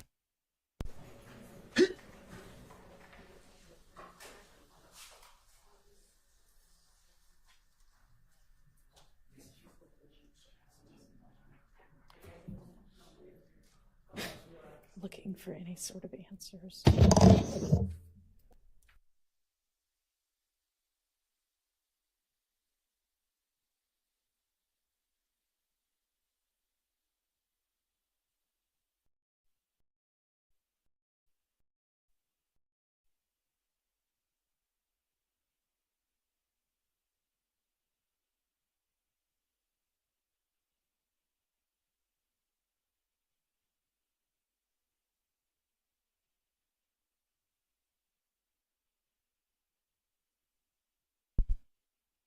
Yeah, I'm trying to save y'all the trouble of listening to me below my nose. Just Whitaker's up there letting us read her lips. Thank God she muted her microphone. So the witness AS is going to come in, and I'm going to ask for now y'all not tape her while we sort out whether y'all can tape her during her testimony. Oh. Okay, so she's going to start her testimony, and then they're not going to tape her. Let me see if... Yeah, audio is okay. Yeah, they're going to...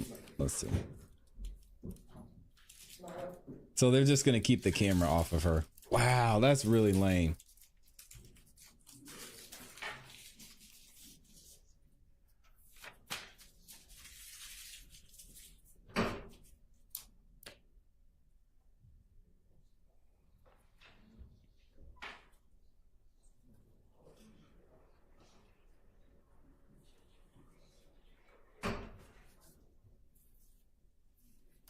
Okay.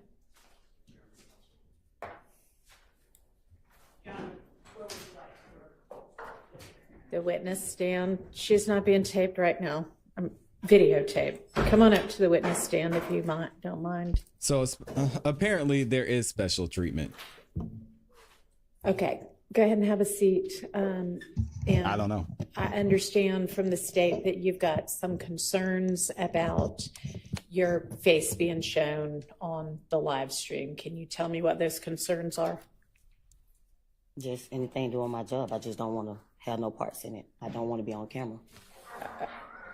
Pull the mic down next to you and try to speak into the mic. So is it anything beyond just not wanting to be on camera? Do you have any concerns about your well-being or your safety? Nope. Not really. Okay. See, they lied. That's not going to be enough. And the state lied. Law, sort of the given, unless there are particular circumstances, is that it be allowed to be videotaped. And I don't have a lot of discretion in that regard unless there's some reason that can be presented. So I fully understand you feeling that way. And certainly, as I noted before, the media can choose not to show her face, but I can't order them not to. Okay. Oh, there's Lauren. What's up, Lauren? Do I need to hear from anybody else on anything? Your Honor, one other thing that we wanted to bring to the court's attention is She says she wasn't scared. the media did not have a problem with people that we specified not showing their faces. Okay. It was never, they had no problem ever. It was only objections from counsel for defendants. Okay. All right. Does the media have an issue with just voluntarily not showing her face? My producer said you allow them to show. I can't speak for that. Okay. I'll say this, and also what the media had agreed to is that if they had an objection to not showing the faces, they were going to come on the Monday after Ms. Hilton provided them. So she provided this to them, I believe, last week. I understand that. And no one has voiced an objection to not showing this witness's face. So we asked that. Okay. Let me hear from the other media representative who's taping right now. Mr. Vegas said, God dang it, Mr. Vegas. We can't really hear you. Speak up a little bit.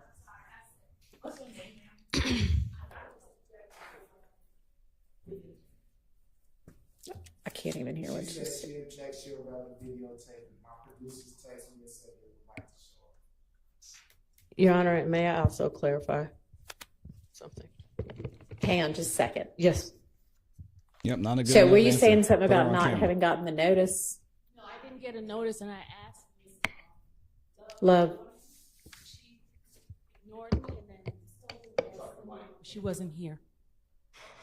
Okay, so Drama. who sent the email last week?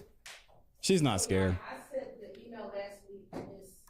State doesn't want her to testify. On that email. All right, we'll put her on all the future emails. But 'cause she she's did ask for it on Monday, and I forwarded to her on that Monday. on Monday. Okay. And Well, she if, did receive. if you'll go ahead and add her to the distribution list for all the future ones. I see it And now. we will continue to follow the procedure that had been put in place previously that the objections, if there are any, need to be made the Monday morning after the Friday emails. Yeah, and Your Honor, I don't believe that representation made by the state is accurate, that the media are the only people that have the opportunity to object to That's this. not what she was representing. I think what she was saying was that they had not objected before. Ms. Westmoreland, you wanted to say something? Your Honor, I Yeah, believe this it's is been some- clarified. Okay. Some BS. Just let them do their Turn to the job. page again. I just want to make sure that Ms. Smith has been instructed as a witness. Yes. My concern is that there's always rumors, and I just want to make sure that Ms. Smith knows that she's only to testify about things that she actually has personal knowledge of. All right. Ms. Love, I think you know what Mr. Sharp's referencing. Have y'all had a discussion about? All right. Okay, so does It's not that any complicated, Judge defendant Whitaker. want to? Jeez. I think in the future, the test is supposed to be, you know, is it within the requirements of due process to cover or exclude? And a lot of these cases are about a defendant objecting to coverage or the media objecting to coverage. And so if the defendant or the media objects, I need to hear the basis for the objection, and then I'll make a determination based on all the different factors that are set forth in Rule 22. But anyway, I haven't really heard anything that would lead me to believe that the case law would support ordering that this witness not be videotaped. So, Ms. Love, do you want to take just a few minutes to discuss with the witness what you need to? Okay. The reason. Should I do it? Right here? If you want to step right outside, that's fine. From what I'm hearing, Lavisa says, who do you think the secret person is, and why is it so hard for Whitaker to understand? The state, well, we just saw her there. She's not secret. She's not secret anymore. She's going to be on camera. The witness is on Travia Smith, and the state seems like they don't want her to take the stand because she's not going to say what they want her to say. So now Judge Whitaker's kind of like, I don't know what we're going to do here. Is this a real issue? She's a very by the book type of person. So just trying to avoid any issues. She don't want to get recused like Glanville. Let's skip ahead because they're not doing anything right now. Gosh, always something, man. Here we go.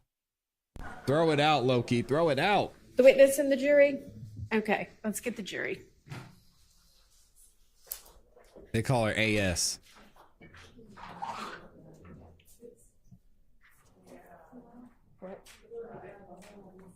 On Travia Smith. What's going on there? There she is. Yeah, I don't know what they're going to do.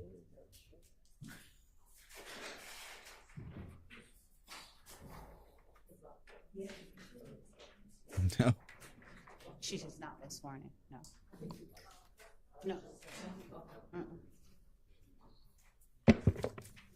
Oh, she got neck tattoo too. She ain't playing around. Why she look like she about to box Miss Love? Box her in their mouth, as they used to say. They probably still say that.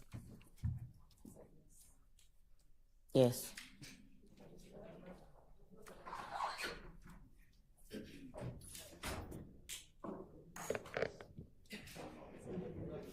All right, on Travia, do what you got to do.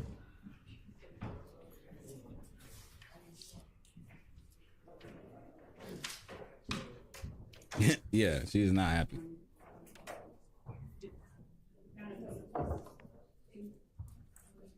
Mm-hmm.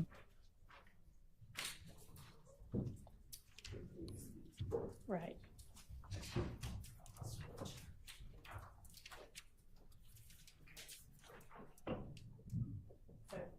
Jury President Counsel.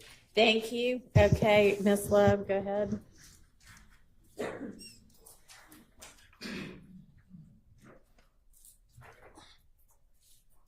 Can you stand up to be sworn, please? That had to do. I do. Yep, here we go. Thank you, Amy. To state your first initial and your last name, spell your last name for the court. A. Smith.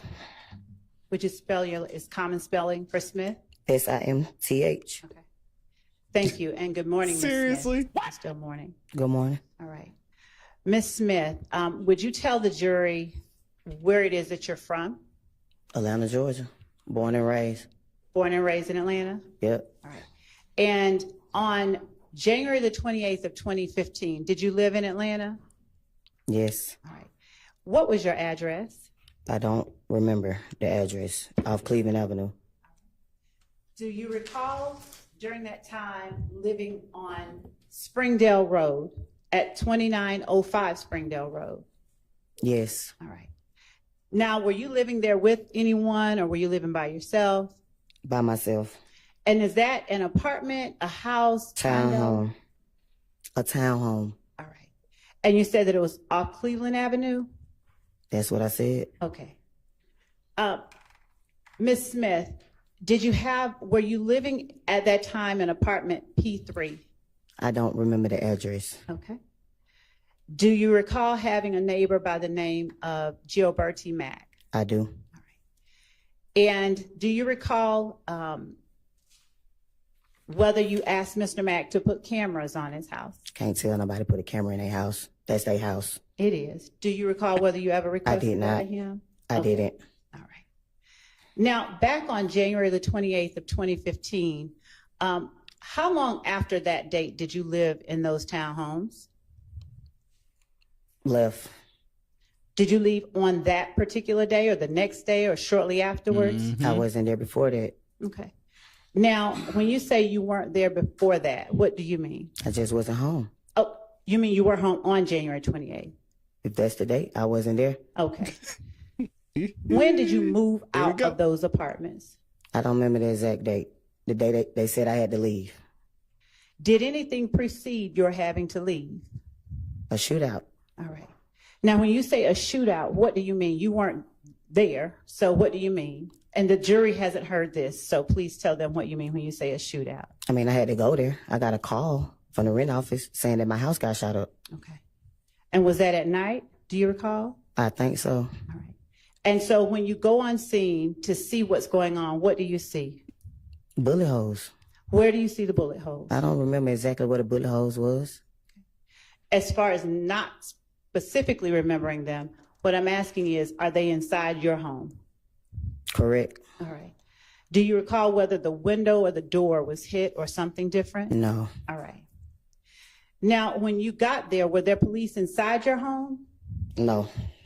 Did the police go inside your home with you? With me, no. Did they go inside your home? I'm sure they did. All right.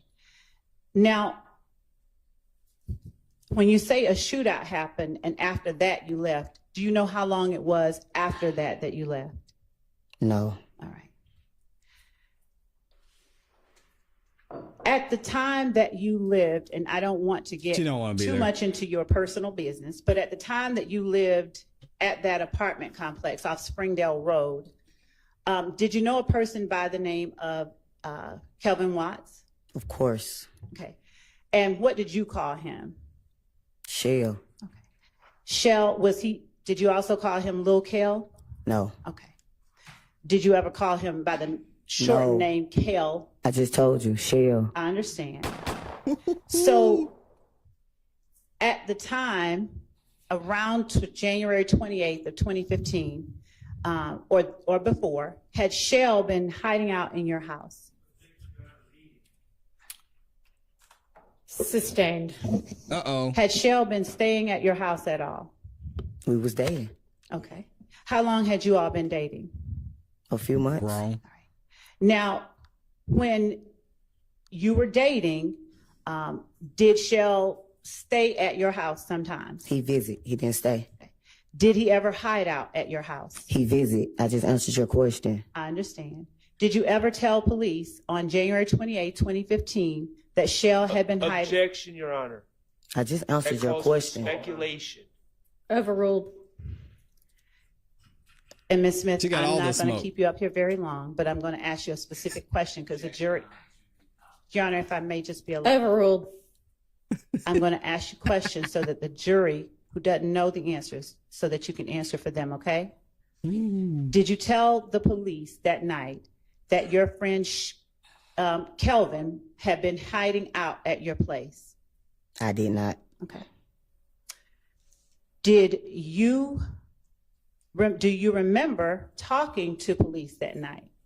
No. Do you recall the name, or do you recall an Officer Collins being the officer that responded to your scene? I do not. Do you recall what the officers looked like? I do not. Okay. Do you recall talking to anyone about your friend Kel in the presence of officers? No. Do you recall telling them anything about anyone that might have wanted harm to Kelvin? No. Okay. How long do you recall, if you recall at all, the police being on scene? I don't know. I wasn't there. I don't recall. Were you there when you got called and you came out? When I got there, nobody was there. So you don't. Next day, I went down the next day. They said I had to come the next day. You said when I got home, they wasn't there when I got home. So the night that the rent office called you, it's your testimony? The rent office, I know the person. She called me and told me. The next door neighbor called and told me my house got shot up. And what was the name of the next door neighbor? Just called his name. Gregory, whatever his name is. Gilberty Mack? I know him as Gio. Okay.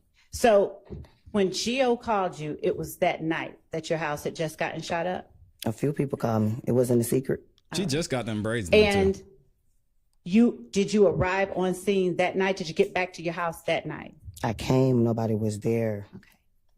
Do you know about how long after you called, or you recall that you came back to your house? No, I do not.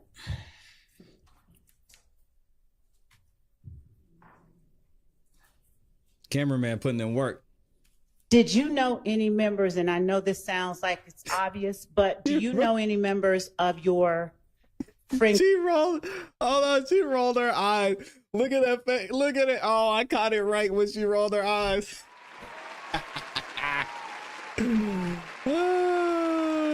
Yo, and she smiled. I love this. I love this. Did you know any members, and I know this sounds like it's obvious, but do you know any members of your friend Kelvin's family? Did you know Donovan Thomas? I did. Were you close with him? Yes. And were you able to observe Kelvin's interaction with him? I wasn't. Okay. Do you have any knowledge of whether Kelvin was close to him? Nope. I do not. At the time, did you know an Antonio Sledge? Of course I did. Why do you say of course you did? Because I dated him. All right. No. Were you dating him at the same time you were dating? I wasn't. Kelvin, how long before your house got shot up did you stop dating Antonio Sledge? A couple of months. The same time I just told you when I started dating Kevin. Okay. And what did you call Antonio Sledge? Mooktoon. Mooktoon? Yeah. All right.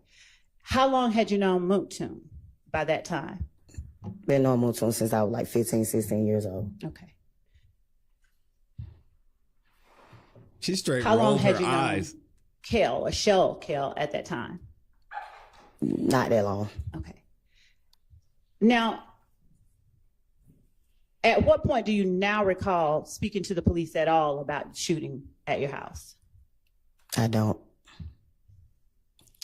Do you recall ever communicating with the police in any way? I just told you. I went down the next day. You just asked me that. Okay. Who did you talk to when you went down? I don't know.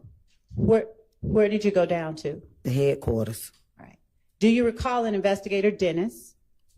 Nope. I just told you. I don't remember nobody's name. Okay. Do you recall providing a video to the police? I don't. Do you recall a video wherein Antonio Sledge was talking to the camera. It's all on social media. I play it, so of course I seen it. All right. Could you speak into the... It's on social media. Of course I seen it. Now, when you say it's on social media, of course you've seen it. What are you talking about that The you've video seen? that you're talking about. The trial is on social media. Okay. So yes, So- I seen the video. What, and describe the video that, since we've shown a lot of them, that you're talking about. The video of Mootsoon calling Shell Kill out. All right. Did you know at that time Lil D? Of course I did. All right. How long had you known Lil D? I don't know. All right. Now, the video of Mootsoon calling Shell Kill out, did you provide that video to the police? I don't recall. Woody prepped her. Do you recall emailing anything to the police? I don't recall. Do you recall an investigator Gaither? I don't recall. I just told you I don't remember nobody's name. All right. And Sound to like be Woody, fair, I just told do you. you have any desire to be here today? No. Thank you. That's all that I have. All right. Do any defense counsel have questions for this witness? No way. There's no way they're going to ask me. Not on behalf of Mr. Stillwell. They said, hell no. Thank you. On behalf of Mr. Williams, no question. None. They said, well, you None. ain't touching All right. that. Thank you. You're excused. Call your next you witness. see, the court reporter knows what's up. She's over there laughing. She said, oh, yeah, y'all were smart on that one. Let her go. All right. Let her go. And she's already been sworn several times, so we'll just remind her that she's still under oath. Brian Steele was over there like, no further questions. And Your Honor, Ms. Latner was previously testifying, and so I understand she was finished. She was testifying in Burns court, Your Honor. But I believe that she was Okay. outside, so we'll verify. Okay. So y'all are saying don't get on you too much. Okay. Got it. Did she wipe her nose? I don't know. We got to go back and see. Did she wipe her nose at the jury or at the camera? Let's go back. Under oath. She's already been. None. All right. Thank you. You're excused. Call your next witness. Check for the nose wipe. Your Honor, the state calls. Nah, we're good. No nose wipe. So we're All right. we're all straight. Your Honor, about 30 minutes ago, they said 20 minutes, so we are checking now. Okay. Well, you don't have another witness out there? I believe we do Ms. Hilton. Then let's just do You're very right. another witness. Do they have another witness? Doubt it. Thank y'all for the super chats. I'll be reading super chats shortly. Y'all think the state has their next witness ready? Let's see. Be before Ms. Latner. That witness, I was mistaken, and I asked for a 5-minute break so that we can confirm the availability of the person we thought was outside and should be outside. And if not, to see how long it will be before Ms. Latner's is Okay. So done. do you have anybody other than Miss Latner's out there? The person that I was under the impression was standing right outside is not right outside. Ms. Hilton is with them, and I just texted her to come over with that person. So I'm asking the court for 5 minutes for a break just to get. And you don't have another witness? We had those two. We had Yeah, they're trying to those get three Lil D in people here today. Well, that was lined only up. two. Okay. So if you know that one witness is going to be testifying somewhere else, then make arrangements to have, I think that maybe Ms. Hilton out there. So let's just get that next witness out. Is Yes. the next witness ready? Okay, bring the next you. witness in. Y'all said, Have you ever had a dream that you had? and see, and well, Coming up to the stand if you don't mind. so I went and they you know, we were and see got the you know, they're trying to get the other one, but the first one wasn't ready. So then the third one, they had to go to the bathroom, and you know, this one's cool, but Ryan McGovern. you know what I'm saying? RYAN. McGovern. Good morning, Mr. McGovern. How are you? I'm doing well. What type of work do you do? I work at Consolidated Engineering Company. And how long have you been with Consolidated Engineering Company? About 5 years. Take those Prior glasses to off your being pocket, with sir. Consolidated It's Engineering embarrassing. Company, where did you work?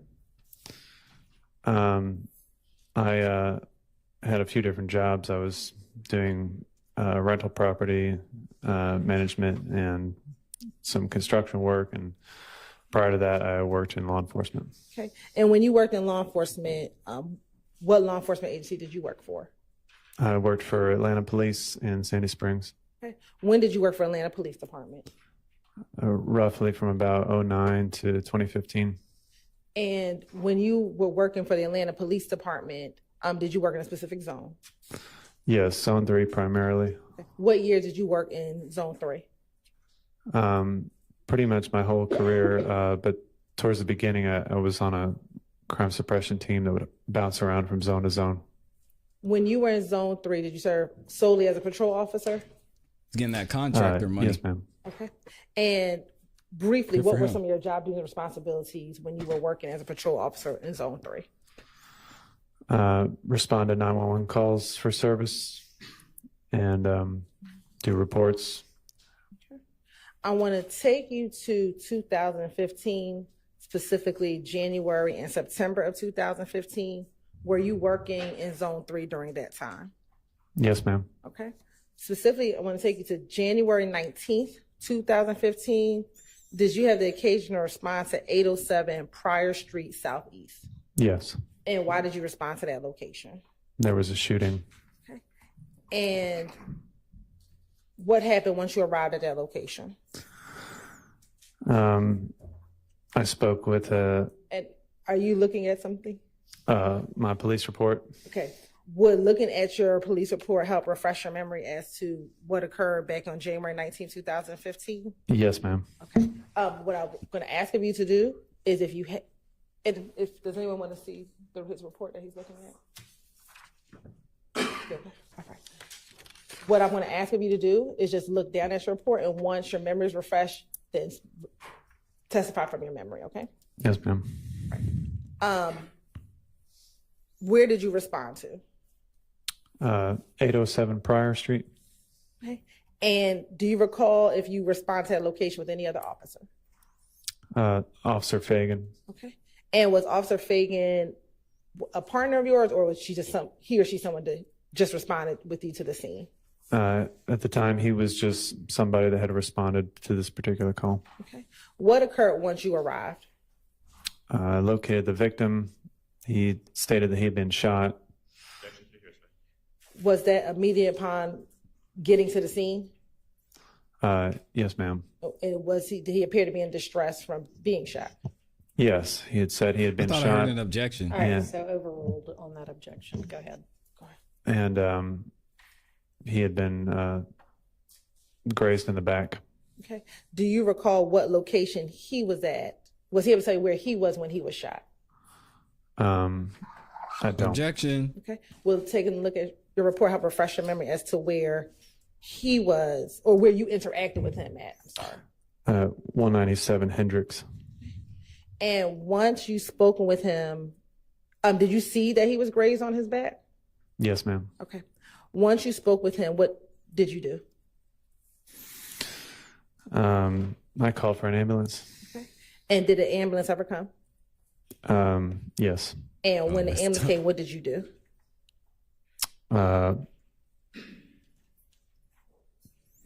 Followed him to the hospital and then spoke with him there. All right. And once speaking with him at the hospital, did you ever return to the scene? Did you ever return back to 807 Pryor? I don't believe so. Okay. Let me, as we're looking at anything, help refresh your memory as to whether or not you returned back to 807 Pryor. Yes. Permission to approach? You may. He said 5 times speed. God dang, Mike.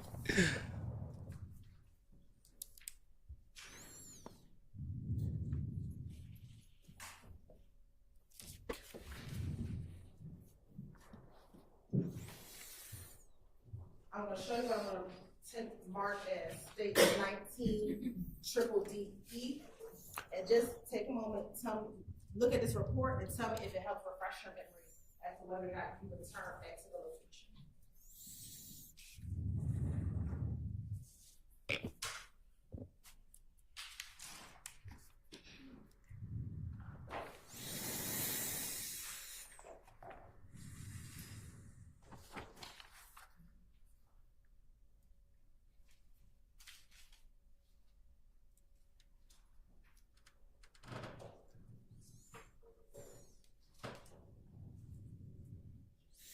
Yes, I did return to the location.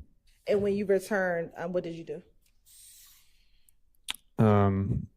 I met back with Officer Fagan, and I gave him some new information regarding Terrence Reese. All right. Man, we had a great witness. Was Officer Fagan the primary officer for the crime, for the actual incident location? Yes, ma'am. All right. And after reporting back to Officer Fagan, what the information that you learned from Mr. Reese, did that conclude your involvement as it related to this case? Yes, ma'am. All right. I want to transition you to September 13th, 2015. Were you still working with Zone 3 in September of 2015? Yes. Okay. And in September 2015, did you have the occasion to respond to 322 Glen Street Southwest?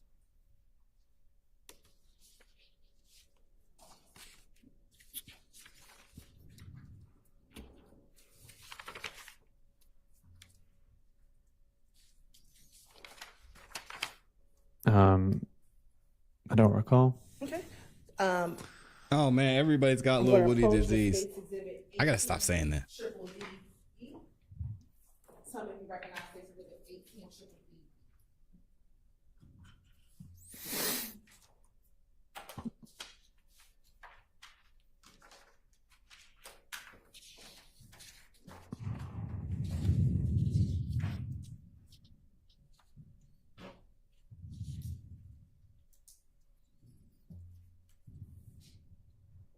Yeah, I gotta stop saying little Woody disease. Especially when it's the guys. And why did you respond to that location? Little Woody syndrome. There was a shots fired call. Johnny still doesn't when you work. respond to that location, what, if anything, did you do? Kenneth Copeland disease. I met with the caller. It was there had been a green store that was struck in multiple places. Okay. And had you ever been to that store previously? Yes, we visited there frequently. Okay. And were you familiar with the store itself? Yes. All right. I mean, this was 10 years ago, so they probably don't recall, to be honest. Yeah, Loki said it. I'm going to show you what's been 18 marks as Stacey Exhibit 1 triple DE to 5 triple DE.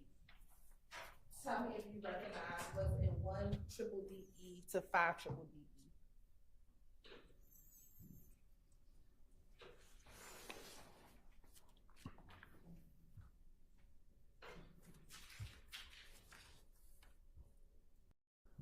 I remember. Take your time, brother. Yes, I remember responding to this location. And is that a fair and accurate depiction of the green store that you responded to back in September of 2015? Yes, ma'am. Your Honor, this time the state would like to tender Stacey Exhibit 1 triple DE to 5 triple DE into evidence. All right, those are admitted. Okay, permission to publish. You may.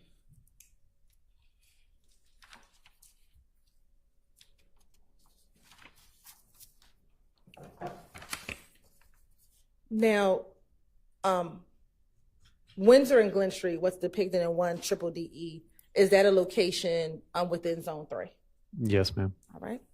Looking at 2 triple DE, what is depicted in 2 triple DE?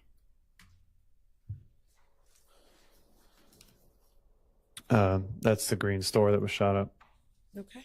Not the green store. Oh gosh. It's 3 triple DE, 4 triple DE, and 5 triple DE, just different angles of the green store. Yes, ma'am. Okay. Thank you, Miss And Hilton. Jeez. Once you arrived on scene, did you see any of the defects that were inside of the green store or outside the green store? Excuse me. Yeah, there were bullet holes. All right. It's like a couple up there. Was there any other damage to anything else at the store? I'm sure the green store had a bunch of gunshots in it. Yeah, I think looking at my report, a vehicle was struck as well. And what type of vehicle was struck? A silver Chevy Malibu. Okay. And once you observe both the building, the defects of the building and the car, what, if anything, did you do while on scene? We roped off a crime scene and notified supervisors, and evidence was collected. Shell casings. Without telling what anyone said, did you speak with any witnesses while you were on scene?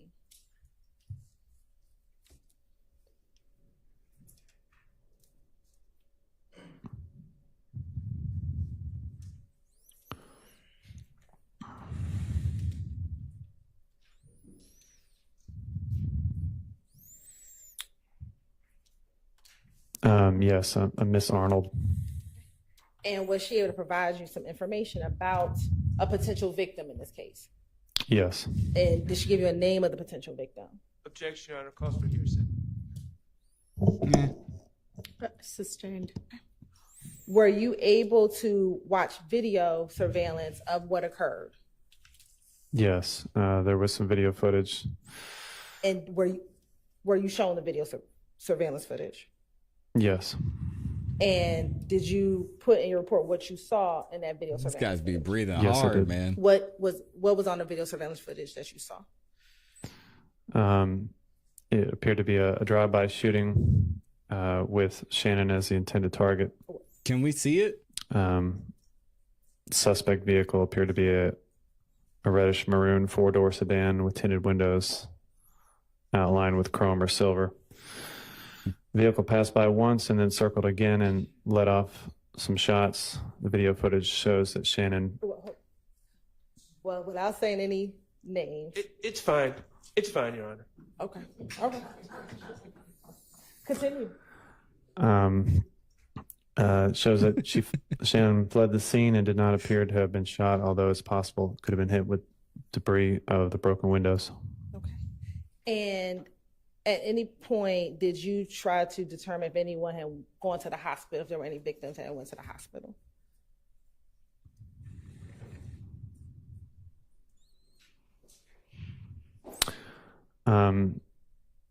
Grady Hospital was notified of the incident, but there was no shooting victims. Well, he's just reading. Came around at about that time. Did you ever call out any crime scene techs to come and collect the evidence from that scene? Sandy thought it was me breathing hard. Come on, Sandy. I got the nice mic. I don't have those Fulton County trash microphones. Yes. Y'all couldn't hear me breathing And if I wanted to. Who was the crime scene tech that you had come out to the scene to collect evidence? That was me.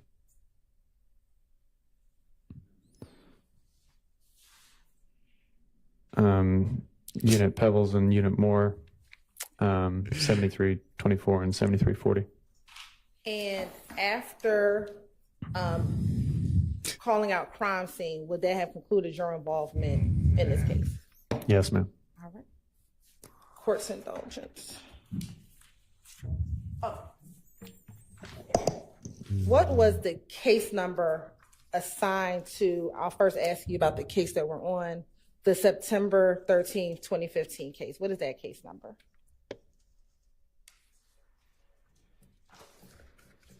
And, I'm sorry, the incident number. Oh, y'all can't hear me breathe. 15256-2008-00. Oh, thank you. And then for the incident from January 19th, 2015, what is that incident date? 150192400. All right. Court's indulgence. Now, I always hate to say this, because you know what happens after I do. But Miss Hilton's on the roll right now. All right, she thank came you. ready Any and defense prepared. questions? All right. Nobody wants to talk to him.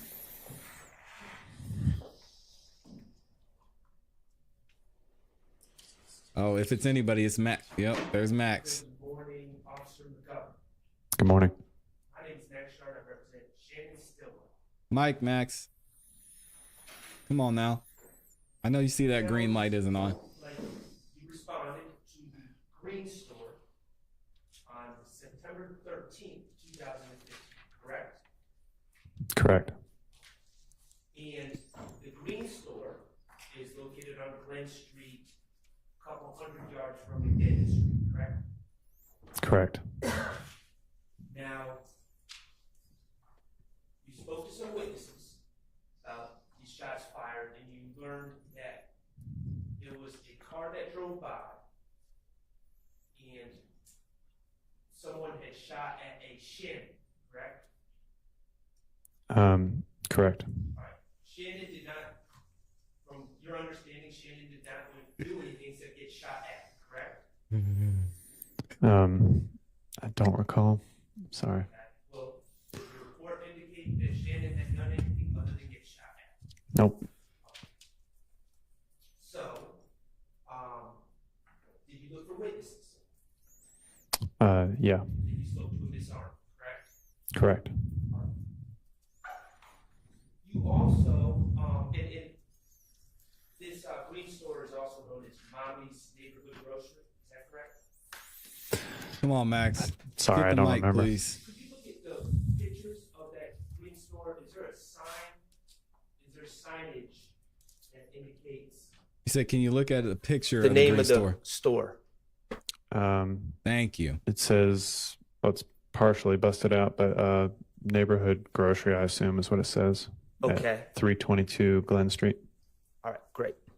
And did you,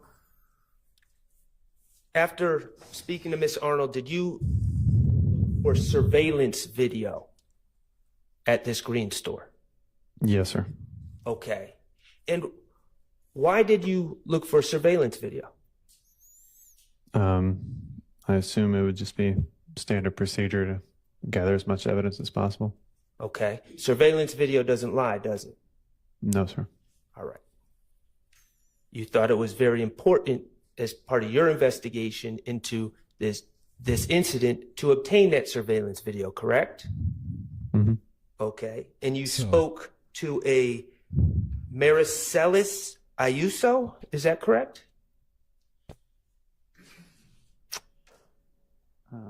Oh, Max about to get him. Yes. Okay. Do you know her as Mommy? No. Okay, but she was the owner of the store? Mm-hmm. Me too, Yes. Elijah. Okay. And you asked her if they had surveillance video, correct? Yes. She, in fact, showed you the surveillance video of this incident, correct? Yes. The surveillance video was working on 9/13/2015, correct? Correct.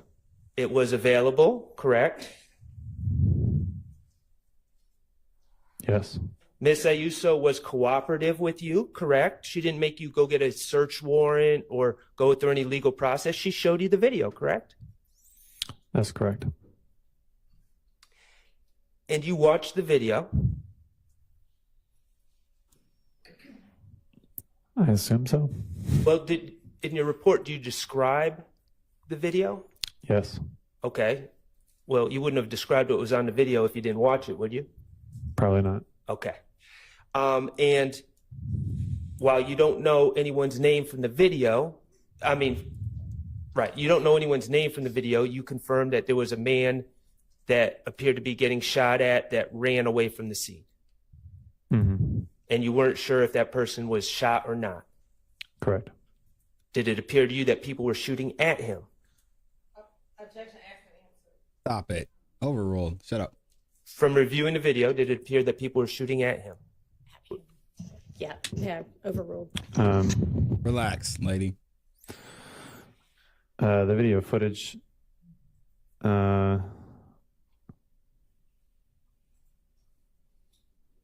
the video footage led me to believe at the time that Shannon was the intended target. Okay, and How the does he video know footage, Shannon? it didn't show Shannon committing any crimes. No. Okay. It didn't show Shannon shooting any weapons. Mm-mm. That's a no for the record? Yes. No, sir. Okay. Mm-hmm. Thank you. I don't have any further questions. Yes, sir. Anybody else? That's it? No. Any redirect? You were just asked about the surveillance video. Do you know, sitting here today, how long that store had surveillance video footage? No. Do you know, sitting here today, how long that camera kept surveillance video footage? No, ma'am. Do you know if the Green Store had surveillance footage back in January of 2015?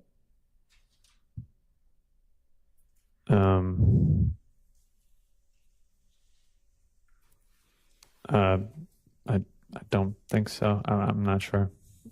You're not sure? I'm not sure. Thank you. No further questions. All right. Okay. You got a little back and forth here. Use the microphone this time, please, Max. Do you have any recollection of visiting the Green Store in January of 2015? I actually do. Yeah, these questions are weak. The pictures kind of jogged my memory. I just remember there being a shooting there, and I remember roping off some crime scene tape and going around asking questions to people. It was, 9 years ago, I believe. Who was the target of that shooting? Do you have that report with you?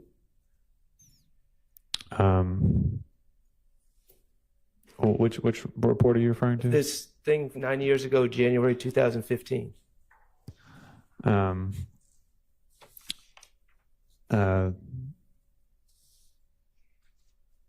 Well, I mean, they were both a long time ago. I guess. But do you have a report from January 2015 with you? Yeah, there's one report I have from January. Could I see it? Sure. That you could. There's another report from September of 2015. Okay. This report from January 2015 is at 807 Pryor Street, correct? It says, I, Officer McGovern, was dispatched to a shooting call at 807 Pryor Street. Yes, sir. What happened? Okay, so that's not the Green Store. No. Okay. They were both 9 years ago. I'm just saying it was a long time ago. That's all I'm saying. I understand it's a long time ago, but you're not this. I visited a location in January 2015. As you're recalling, you're just referring to this document that the DA's office gave you, correct? Yeah, that's my police report. Okay, and but you visiting 807 Pryor Street, not the Green Store. No, the Green Store was this one. Right. And that was September 13th, 2015, correct? Correct. Okay, so I'm asking, just to clear this up, do you have any recollection of... You don't have any recollection of visiting the Green Store in January 2015. You're referring to Pryor Street. No. I have a recollection of visiting the Green Store for a shooting, whatever month or date it was. I don't recall. Okay, so you have no idea what... As a police officer, you visited the Green Store before, other than this. Miss Hilton's so annoyed. September 13th, 2015. Well, I remember more than just visiting. I mean, we visited it quite frequently, but I remember that particular store had gotten shot up, and I remember roping off some crime scene tape and interviewing some people. Okay, all right. Ooh, Max making him look like a fool. I'm going back to September 13th, 2015. Mm-hmm. When you sought out the surveillance and obtained the surveillance, you thought it was important enough to put that information in your report, correct? Yes, sir. And you did put it in your report, correct? Yes, sir. All right, thank you. May I approach this? You may. Thank you.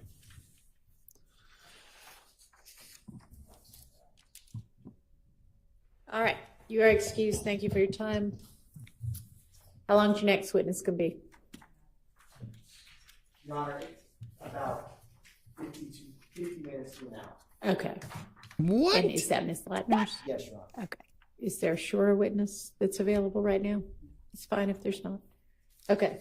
Well, let's go ahead and have her then. Yes, Your Honor. The state calls Ms. Latner. All right, shout out to Miss Latners.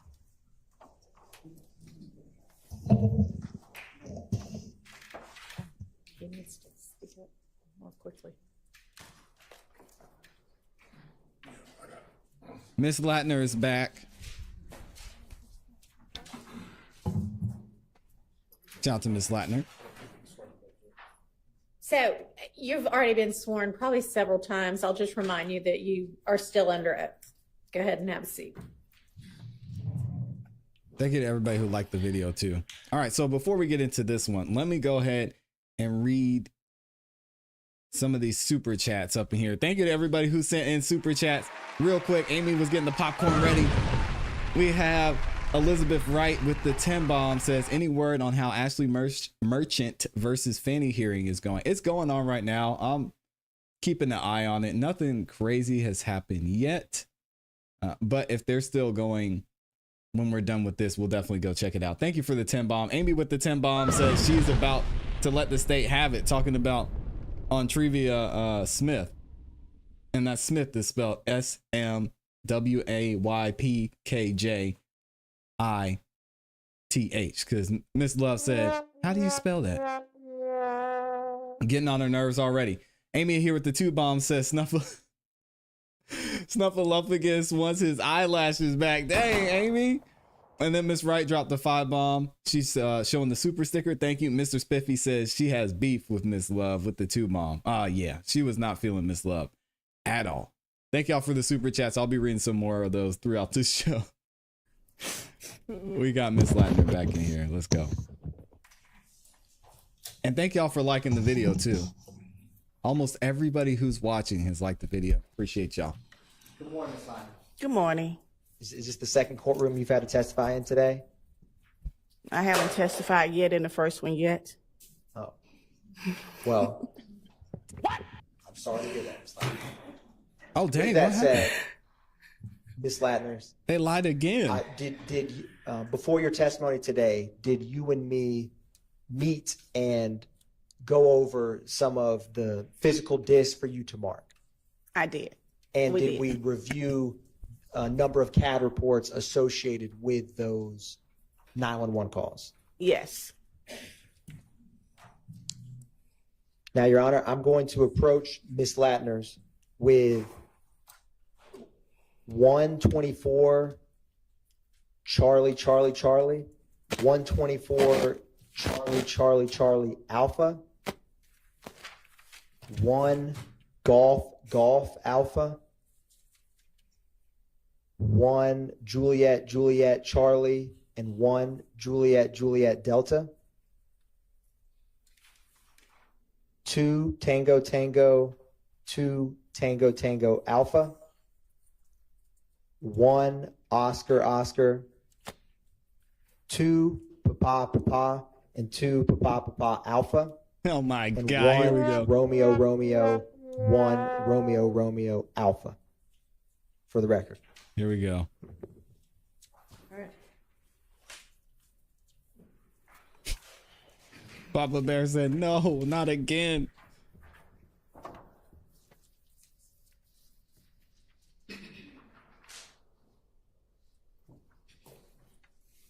I hope you have the letters all memorized, Ms. Latners, like we practiced.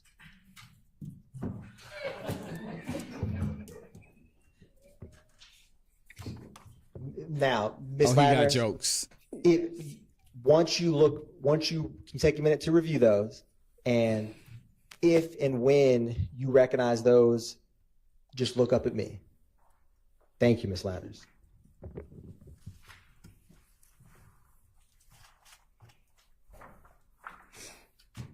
Oh, we about to use all the numbers and the letters. Going back to Sesame Street, y'all. Speaking of Snuffleupagus eyelashes.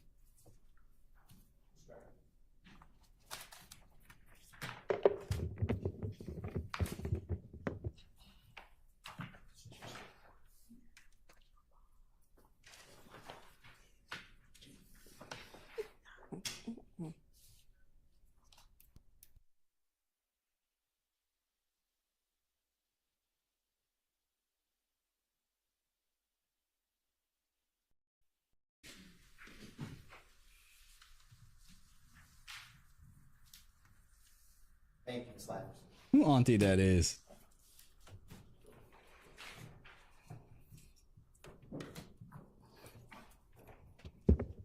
I caught you, Donkey's Noggin. Thank you.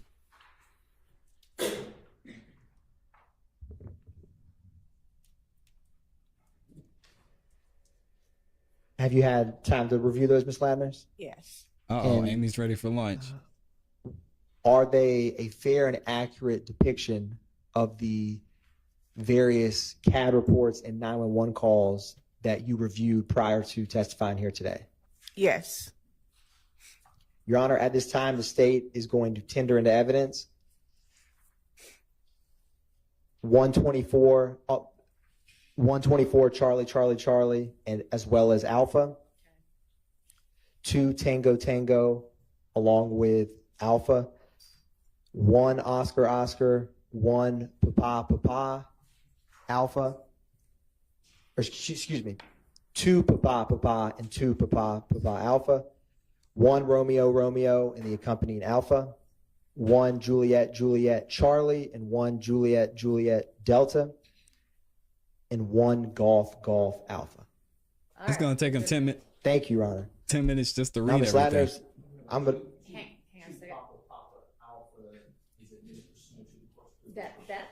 Yes, that's certain. Absolutely. Thank you, Your Honor. Right. And publishing States Exhibit 124 Triple Charlie.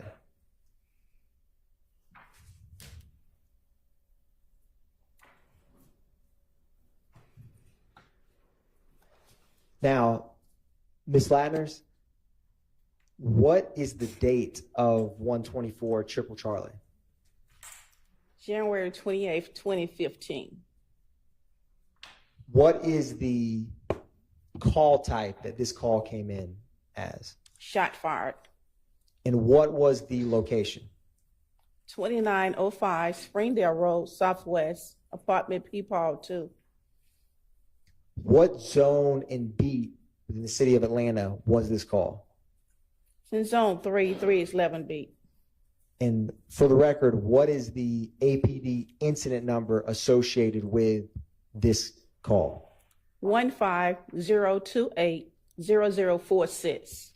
Was this officer generated or 911 call? 911 call. What time was this call placed? 12:14 a.m. hours. What time was the call received? 12:16 a.m. hours. We got to do our location When did tracking officers first arrive? here. All right, hold on. Give me 1 12:48 second, y'all. a.m. hours. 1 second. And what time was this call cleared? 06:10 a.m. hours. So officers responded around midnight and left around 6. Is that accurate? Yes.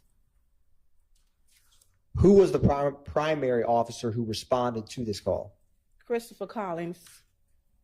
Now, Ms. Lattner's turning to the bottom of page 2 on the CAD narrative. At 12:16:14, can you tell the jury or explain what that indicates? It has what the caller told the operator, call advised someone just shot up a home. Call advised rapid fire is going on. And what is the third stanza of 12:16:14 as depicted in the CAD narrative? Thank you, Sean. Repeat that. Right beneath what you just read, Ms. Lattner's, what is the last call out after what you just read? Bullets coming through her home. And after bullets coming through home, what does it read? Caller possibly has a recording of the continuing bullets.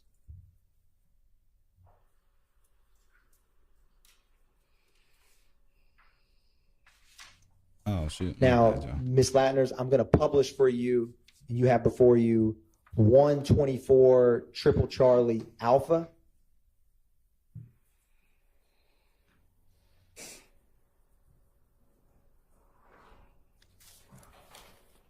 Is this also January 28, 2015? Yes. What's the call type for this CAD? Shot fired. Is the address different or the same from what we just discussed? Same address for different apartments, number. On what time did this call come in? 12:17 a.m. hours. Is that close or far in time from the CAD report we just discussed? It's close. What time was this call cleared and reflected in the CAD? It was cleared at 12:19 a.m. hours. Appreciate you, Sean. If you turn to the CAD narrative, this second line from the bottom at 12:19:13 a.m., what does that indicate? Gang. It advised that the call advised the 911 operator heard about 5 shots in the area, no further. And Ms. Latners, what was the disposition on this CAD report? The operator stored the incident because she found an incident before that, so she just relayed the calls to that incident. Is that a possible explanation for why this CAD reflects such a short, cleared call time? Yeah. Yes. Now, Ms. Latners, I'm going to publish one golf alpha.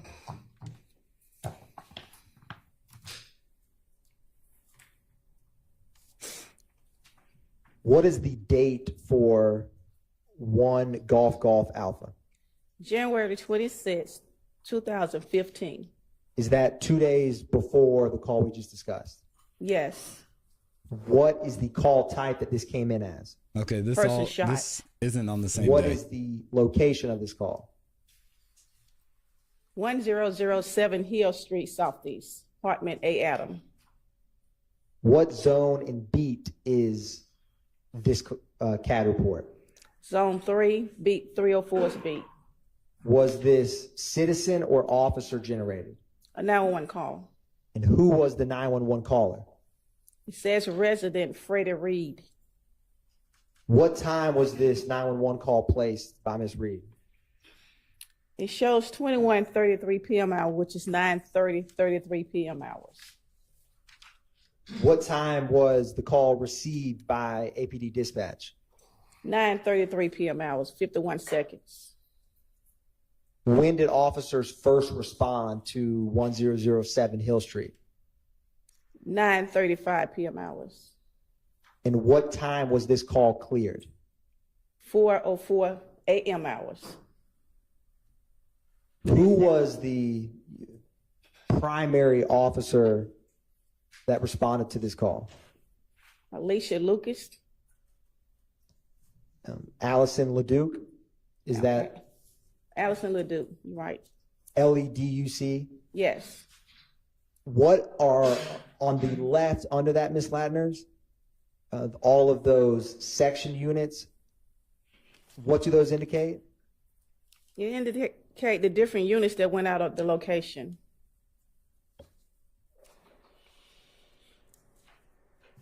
Now, Ms. Latners, if you can turn to the CAD narrative on page 3, what is the first remark at 9:33:51? Female advised they shot up her house and she was shot in the leg.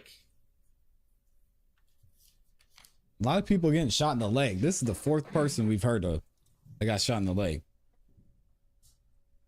And Ms. Latners, if you can flip back one page to the CAD narrative, page 2, the CAD report, page 2, do you see the time or the call out? It says LC 10:20:43 p.m. It's almost right in the middle of that page to help orient you. 10:20 what? 10:20:43 p.m. Okay. What does the LC indicate? Location change. And what at 10:20:43 p.m. where was that location changed to? Greater Hospital.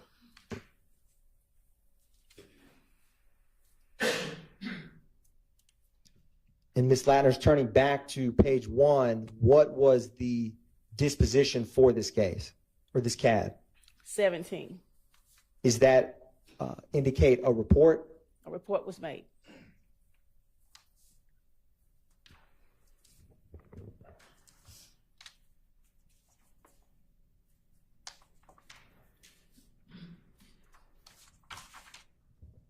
Now, Ms. Latners, I'm going to publish for you what's already been admitted as 1 Juliet Juliet Charlie.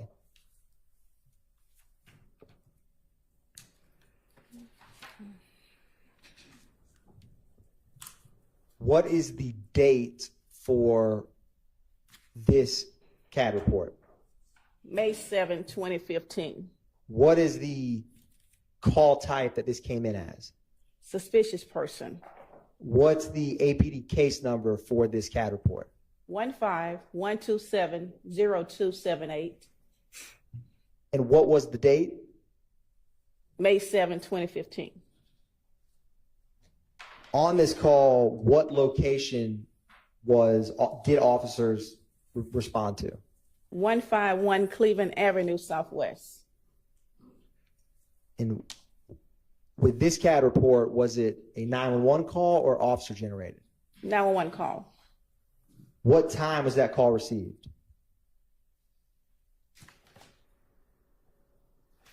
It received at 2:05 a.m. hours.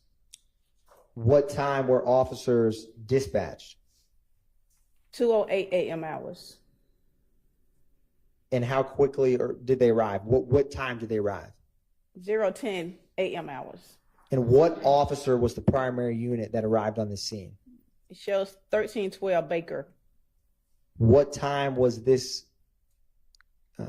CAD report cleared? 0709 a.m. hours.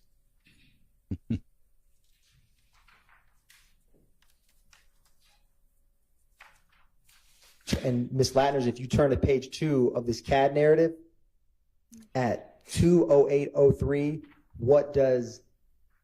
can you explain for the jury what that indicates? The call advised the operator, now one operator, he's at the BP station, black male, approximately 16 to 17 years old, white shirt, red shorts, with a machine gun, driving a black Chevy Tag, gave out the tag number. Gun is still inside vehicle. And does that tag, Ms. Latners, end in 880? Yes. Now, Ms. Latners, is one of those discs before you He's in the that hospital. we He should not be admitted there today. 1 Juliet Juliet Delta? Yes. Is that the 911 call that corresponds with the CAD report we just discussed? Yes. Your Honor, the state's is publishing 1 Juliet Juliet Delta. All right.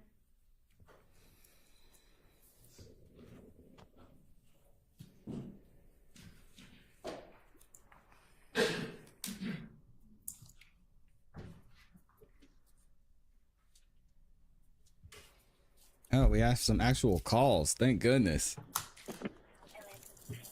Atlanta 911, operator 6587. What is the address of your emergency? Hey, I'm up at Chef at the BP gas station. The address is 151 Cleveland Avenue.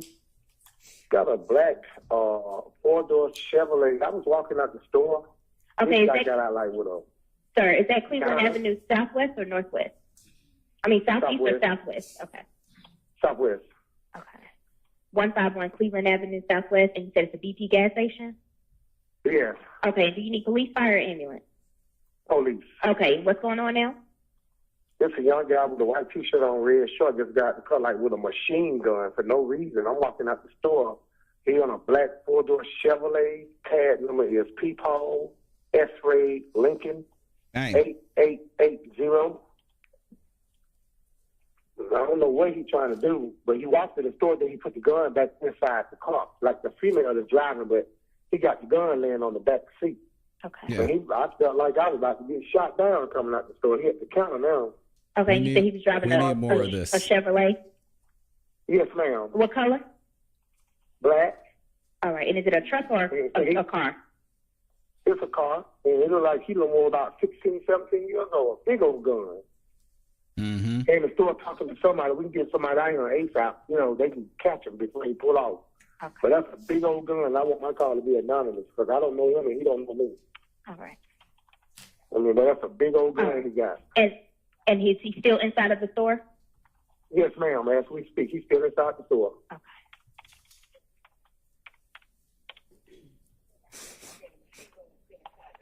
All right, and the machine gun is still inside of the car? Yes, ma'am.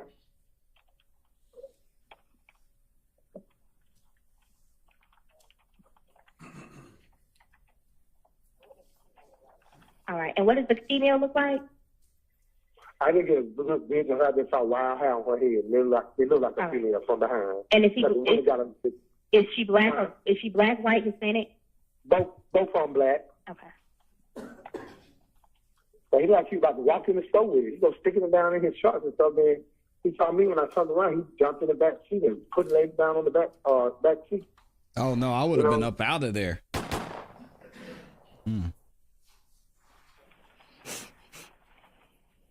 right. Hold on 1 second, sir.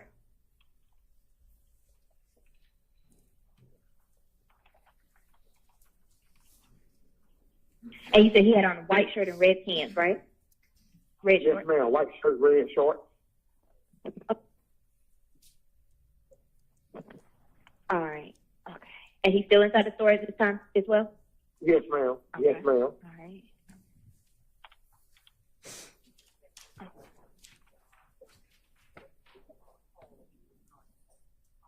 And you said when he saw you, he put the gun in the backseat of the car, but at first he was sticking it in his pants, like he was taking it inside the car. Right. Okay. Right. And me and another guy had said, man, what the, excuse my language, but both of us had said, man, what the hell he got himself to do? Okay. All right. And he's still in the store now, What right? the hell? Yes, ma'am. Okay. And the car's still sitting out there. All right. Oh. What is the female doing? Is she just... Oh, I know why. sitting in the car? She just sitting on the wheel, yes. I don't know whether a machine gun or a chopper, but whatever, they have a big old banana clip on it. Okay.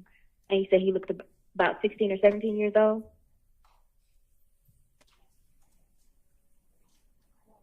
Hello, sir. Hello, sir. Stopping at 412. That's what I'm saying, third nipple. Did we also, or do you also have before you a 2 Tango Tango CAD report? Yes. With 2 Tango Tango, the state's publishing 2 Tango Tango for the jury. What is the date for that CAD report? May 10th, 2019. And what did that CAD report come in as in terms of the call type or description? Person shot. What is the APD incident number associated with this case? 191302224. And what was the location for this May 10, 2019 CAD? 1600 Prior Road, Southwest Atlanta. Yeah. What zone and beat is that location? Zone 3, 305 beat. And was this a 911 call or officer generated? 911 call. What time was the call placed? 9:35 p.m. hours. How quickly were officers able to get dispatched to that location? Maybe a minute. And when did they ultimately arrive? 9:40 p.m. hours. What type of response time was this person shot call? 10 minutes. What time was this call cleared? 12:29 a.m. hours. Now, at the top, Ms. Latners, what is the disposition and code number for this incident? Do we have to know all this? You have code 10, which they All my impounded the attorneys. vehicle. 17 and 23, they did a report and they arrested someone. Is 23 the arrest? Yes. Now, Ms. Latners, if you look at the bottom of page 1 in the column, is that, as you had discussed, all of the different units that responded to this call? Yes. You turn to page 2, Ms. Latners. At the bottom, at timestamp 10:03:38 p.m., what is indicated at that time? Advised 3304 location change en route to Grady. And if you turn to page 3, Ms. Latners, towards the top at 10:19:09 p.m., what is indicated at that time? That's hilarious, Lauren. Advised 3304 at Grady Memorial Hospital in trauma room number 4. And at the bottom, Ms. Latners, of page 3 at 12:29:26 a.m., what does that indicate? Advised 3306 cleared the call on the 50. His pull-in was code 101723. Which is the impound arrest and report. Yes. Now, Ms. Latner's turning to page 4 of the CAD narrative. What is the note at 9:36:21 p.m.? Male possible shot. Subject got into a green Audi sedan.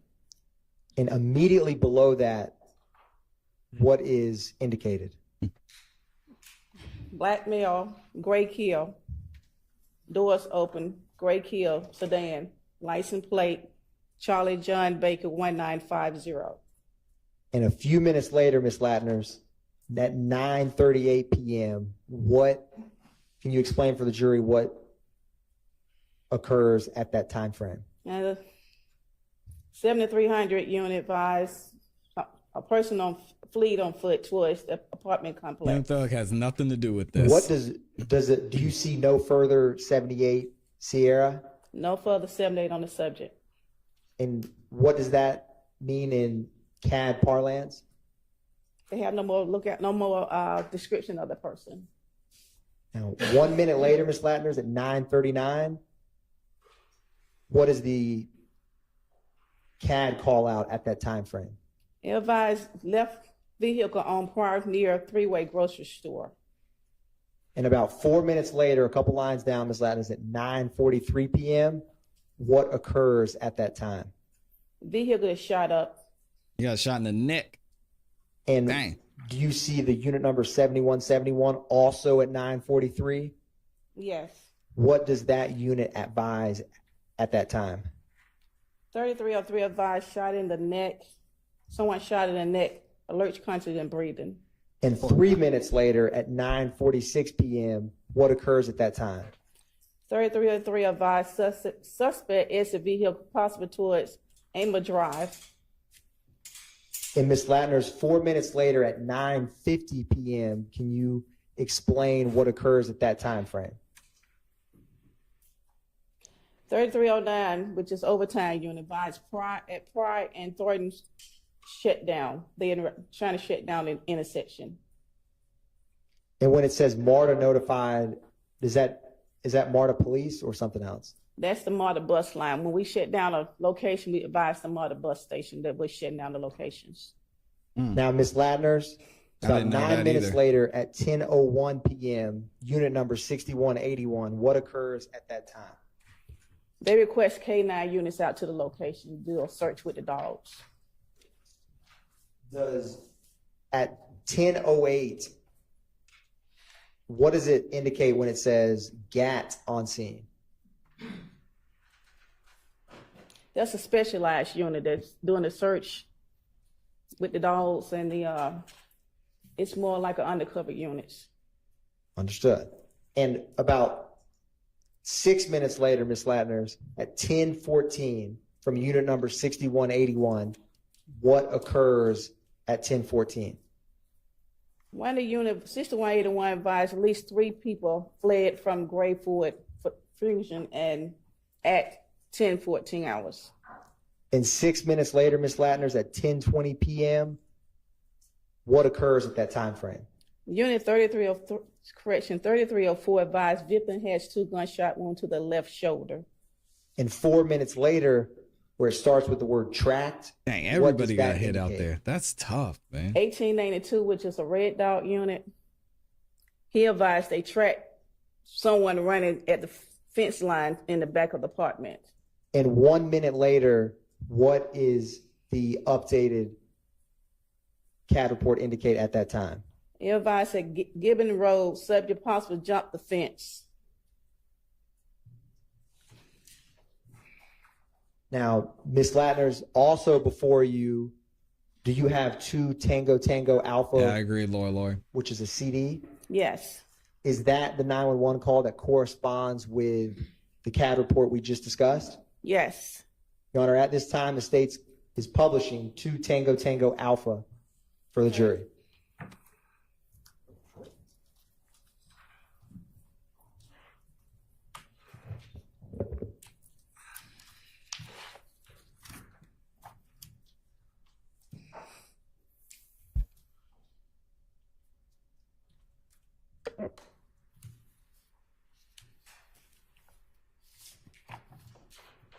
Yeah, can we close out the share for the Zoom pros?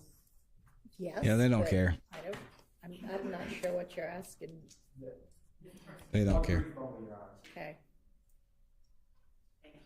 Might have to get a snack, get some fruit or something. The computer just froze, Ron. But we had it back up and running. Okay.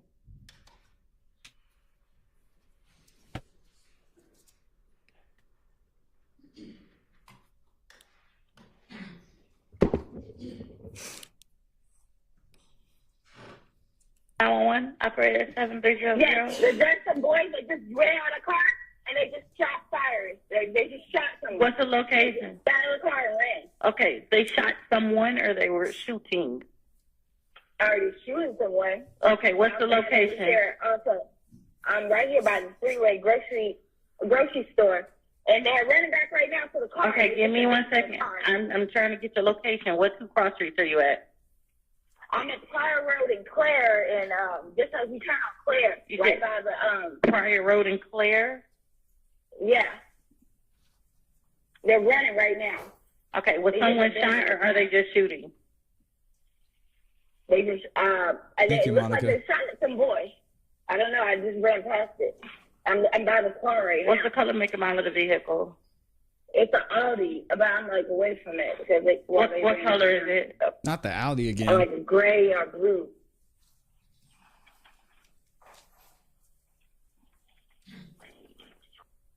Went around and were They shooting got people to a up in gray that thing. Audi sedan. Yep, 4 doors. It's like the light coming. Do you have a license plate number? I can drive back around. How many boys are there? It was like 3. I don't know if anybody's in the car. Like the door is open. Black male, black, white, Hispanic, or Asian? Probably black. Yeah. Oh, that's a Kia. You don't know what kind of car it is. It's C. Hold on. Let me turn around. It's like a 3-way.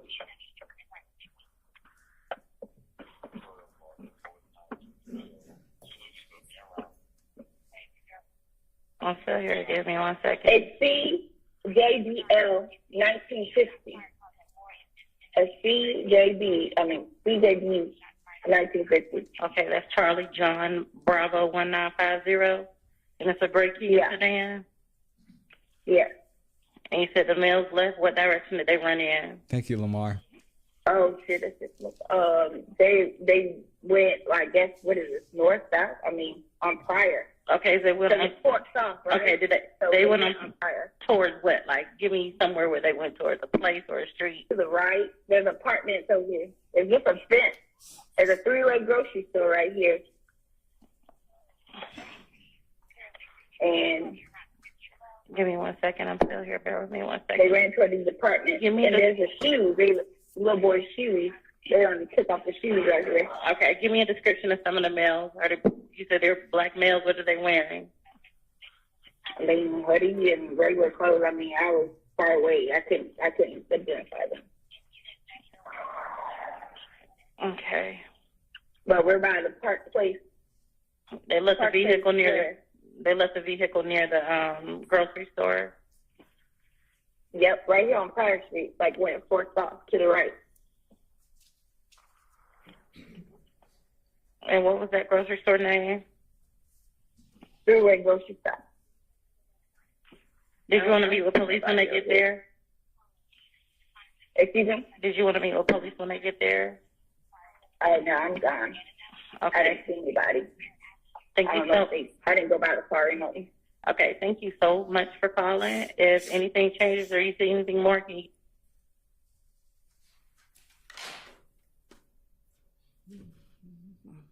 Your Honor, publishing one Oscar already admitted. All right.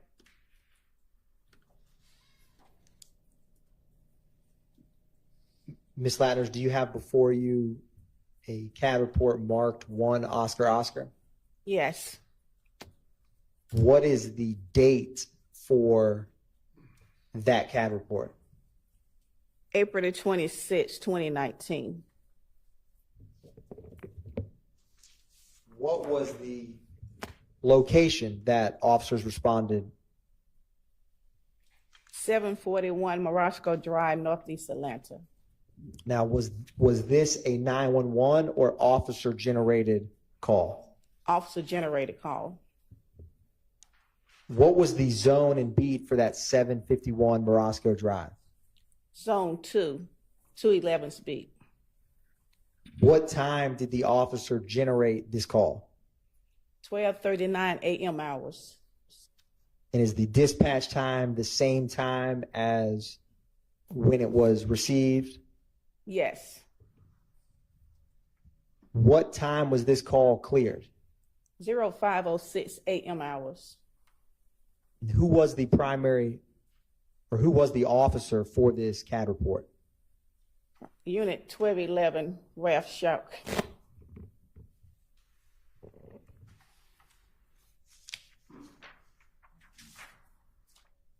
Is this a 10-minute response call? Yes. And what was the call type and description for this? Well, on page 3, he advised he was flagged down for this call. And Ms. Latners, what was the disposition ultimately for this CAD report? 17, report made. And did additional officers ever arrive with Officer Suck? Yes. Roughly how many? I see 5. And Ms. Latners, if you turn to the CAD narrative on page 3, do you see the time at 12:39:33? Yes. Can you explain for the jury what happens after you had just mentioned he was flagged down? The unit was flagged down. 12-9 assistant supervisor. He copied the call. Officer advised his dispatch at the time possible person was shot in the parking lot. In the parking garage. And was it does it give any description of what level of that parking garage they are at? The bottom level of the parking garage. And Ms. Latners, at 12:45 a.m., what do those code changes indicate? Well, the unit investigated the call, found out the person was not shot, the person was robbed. And what is 44 Papa? 44 is a person robbed. And at 12:45, when it says victim not signal 50? He's not shot. And at 12:52 a.m. They haven't said yet, Freddie. What is indicated at that time? Perk left in a black Ford Mustang.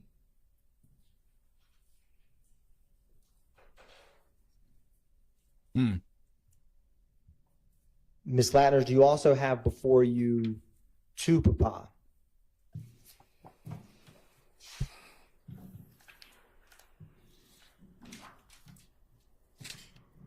Yeah, Monica, that's why Diddy's about to go to prison. What type of, or let me ask you this, what is the date for this CAD report and publishing 2 Papa at this time? October the 1st, 2020. What is the incident number for this case? 20-275-2065. What did this call come in as? The call came in as a 44B, which a vehicle being carjacked. What did the call end as? As a 39 information for the officer. Can you explain for the jury what that means? Or well, Call Can came we in see it on the report? The operator only can go by what the caller tells the operator. Once the officer get out there and investigate the call, he has the choice to change the signals. So he changed the signals to a 39. Information for officer. Interesting. Now, Ms. Latters, what zone learning and something. beat was this call in? Zone 3, 303 speed. And what was the address? 250 Fulton Street, Southwest Atlanta. Was this a 911 call or officer generated? 911 call. And what was the caller's name? Gary. Does it only have a first name listed? Only first name with AT&T Mobile. That's it. Do some other providers give first and last names? It depends on the caller, yes. Now, Ms. Latters, what time did Gary make this 911 call? 10:50 p.m. hours. And what time were officers dispatched to respond to this 911 call? 10:52 p.m. hours. What time did officers arrive to this call? 10:59 p.m. hours. Who was the officer that arrived? What is this, Rico? I don't know how his last name. Ravilus. That's fair, Ms. Latters. And what is his unit number? Unit 1303. Now, if you look a little bit below at the unit time 11:14:12, what does that indicate? 44V vehicle contract. And then at 11:26:25. They changed it from a 44V to a dispatch to a 12, which is information to the office. Now, if you turn to the CAD narrative on page 2 at 10:51:46, what happens at that time, Ms. Latters? The operator put on here just occurred, the incident just occurred, a 2016 Gold Buick LaSalle paper tag. Is that a gold Buick LaCrosse, Ms. Latters? Gold Buick LaCrosse. Then it has a paper tag. And after it lists that it has a paper tag, what is the next update in this CAD report? It advised a black male, dark skin, tall, 69, which is 69 is a gun, AK, and 1395, which is supervisor, copied the call, took all money, and his iPhone 11. Now, right beneath that at 10:54 p.m., what is DOT on Fulton towards I-75? That means DOT, they have DOTs out all times of night. They already out there on the location of 75. That's where DOT handle their stuff on the highway. Understood. Is that direction of travel? Yeah, it could be direction of travel. Now, what was the other DOT you were just talking about? The DOT units. Understood. Which one do you think this CAD report is reflecting? Excuse me? Do you think on this CAD report, is it direction of travel or the units you were just describing? Direction of travel on Fulton towards I-75. And after that direction of travel is provided, what is the next update 1 minute later at 10:55 p.m.? It has Pink Auto Nation tags on the back around the temporary tag. It's a temporary tag. And Ms. Lattner's a little bit later at 11:12 p.m. Was any other units raised? The robbery units. And can you explain for the jury what it means when you raise the robbery unit? City of Atlanta have different departments, different officers in different units. We have robbery units, we have red dot units. So since this was a 44 vehicle, they raised the robbery units to handle this call. And Ms. Lattner's a little while later at 11:26 p.m., what does the unit advise at that time? That the caller not cooperating with the unit.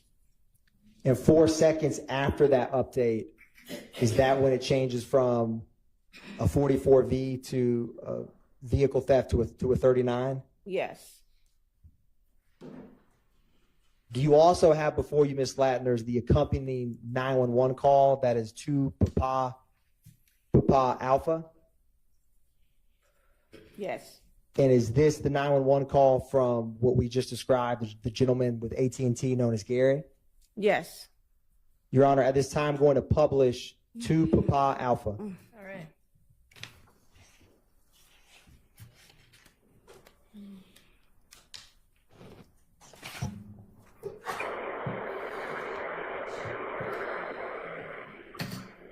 Atlanta 911. Yes, I just got robbed. Where are you? He said, I just got robbed. What's Dang. your address right here? 250, boom. 250 40th Street. What happened to you? Okay, everybody coming to you. What happened? I pulled up to meet my nephew homeboy, and him and his homeboy robbed me. Your nephew robbed you too? No, his homeboy. My nephew locked up. Okay, what's I pulled up to give his homeboy some money to put on his book, and he robbed me. I got you. Was it by gunpoint? Yeah. Okay, what's their problem? They got my car and everything. They took my car and everything. Okay, so you were carjacked? Yeah. Okay, listen to me. What's your name? My name is Gerald Holly. Gerald? Gary, G-A-R-Y. Gary, what kind of car you got? 2015 Buick LaCrosse. 2016? Yes, Buick LaCrosse. What color? It's gold. Okay, gold Buick LaCrosse. Anything hanging from the rearview mirror? Any special tires? No, it's brand new. I got it a month ago. We got a digital tag on okay, it. What's the tag number? It's a digital tag. It's a paper tag. Okay, but that's tell me. I gotta know. Hold on. I'm gonna be looking for it. Anything else when you hang from your rearview mirror? No. Okay. The guy, now, since you came up to pay him, right? This is what I'm asking you. What did he look like? So I know who's in that car. He's short. Black the male? one who jumped in my car. The one that jumped in my car was dark and tall, like about 5'8". Black male? Yeah, hoodie on. Yeah, black male. Yeah. Okay, he's tall. Casper, what are What's you he doing got over on? here? I'm going to tell. I don't know, man. It's okay. No, you're doing good. You're doing good. So you had on a hoodie. Okay. Yes. You're doing really good. What about his my phone? Oh, good. Okay, that's good too. He took my other phone. He don't know I had my other phone in my pocket. That's what I'm talking about. Gary. You're doing good. As long as they didn't hurt you. He had a weapon, correct? Yes, they had an AK and the other one had a handgun. You serious? The one that got in your car got an AK? Because I didn't know when the police pulled him over. The one that got in your car, does he have an AK or a handgun? AK. One got an AK, one had a handgun. Both in the car with you, right? Both what? Both guys are in the car? No, one is in my car, the other one's in the other car. Now, the one that is in your car, does he have the AK? I don't know, man. They told me That's no. okay. I don't know. No, listen, you're doing good. No, I'm doing a lookout. So we're giving everybody, I'm telling everybody on the radio what's going on, okay? Because we're coming to you. Don't worry about that. But I want to try to find him. Okay. I know I had my phone good. That's why I know me. He took my phone. Okay, I just need you. You're doing really good, Gary. I need you on this recording line. Okay. All Monica right. So says she's trying you to came holler. pay. Well, how much did He you said, give? oh, you sound cute. They said I want money. Okay. I want. Okay, gotcha. I haven't even given. You know what I meant. You need me to bring you some money, baby? Okay. Now, what kind of phone did they take from you? iPhone. Okay, iPhone. iPhone 11. iPhone 11. That's good. That helps me a lot. They're gonna have to explain it. Okay. That's good. Mm-hmm. That's your work Do you phone. know Where which way you they work went? at? They went down 4th Street, like towards 75, 678, 788. Okay, on 4 towards 75 north or south? 788. 5754. No, don't worry about the phone number. I need you to pull towards 75. Yes. He said, you're doing real good. All right, you doing good. Are you hurt or anything? You need an ambulance or anything? You all right? No, man. Yeah, I'm good. That's okay. You know, your object is to go home. Loki said, Okay. how is he All talking right. on the phone if they stole it? It's going to be a 2016 gold Buick LaCrosse with a paper tag, correct? Let me ask you something. Where'd you buy your car from? Auto Nation. So it's Auto Nation. Is Auto Nation on the back? Yes. Good. Okay. It says. What? No, it's right here. Who is that behind you? Hold on, baby. It's a female right here. Okay, tell her, hold on. Now you're good, Wilson. We're good. It says Auto Nation on the rear bumper. That It's helps. a pink. It's a pink. Thing Pink around one? the tag. It's a pink. Okay, so a pink Auto Auto Nation tag, that helps. Okay. Yeah, okay. They are already rolling to you, and they're looking too. Pink. Okay, then your nephew, does he know them, or did he just call you on the phone and tell you that lie that he was in jail? No, I know you locked up. You locked up. So he called me like, no, I said give him some money on his book. I pull up and give him some money put on my nephew's book. Gotcha. Wow. Sorry about that. All right, we're on the way. I'm going to look out for your vehicle. We'll be there in a minute. All right. I want you to stay where you are, Gary, okay? Yeah, Gary, is it cool if I save your number? We're coming to you. Stay where you are, okay? Okay. All right. I'm gonna check in on you. Mm-hmm. Ms. Ladders, do you have Don't think she was trying to get with Gary.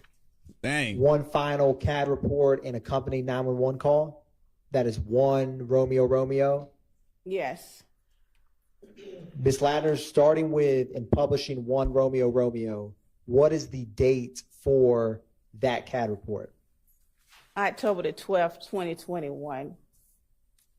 And Ms. Ladders, what is the call type or description for that October 21st, 2021 call? 44P, pedestrian robbery. What is the incident number that accompanies this pedestrian robbery? 212851437. What is the location for that call? 47 Cleveland Avenue Southwest, apartment 47. Is that zone 3? Yeah, I would love to get her as a dispatcher. Was this a 911 call or a officer generated call? 911 call.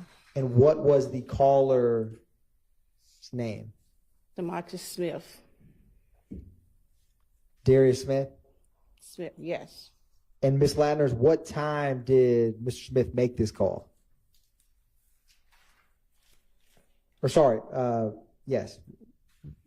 What time did dispatch receive the call, I should say? They received the call at 5:10 p.m. hours. And what time did officers first arrive to this location? 5:11 p.m. hours. I'm sorry, they arrived at 5:14 p.m. hours. What time was this case ultimately closed? 6:47 p.m. out. Well, no, it's 6:47 p.m. hours. And at that time, what does it mean when it was code 17?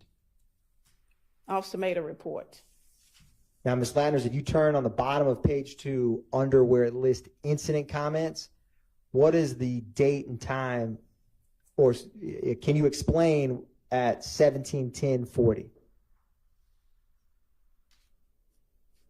want me to explain the 911 call? Yes, ma'am. Okay, call advised happened at above location. Subject had two guns taken. Two guns took caller's money and vehicle.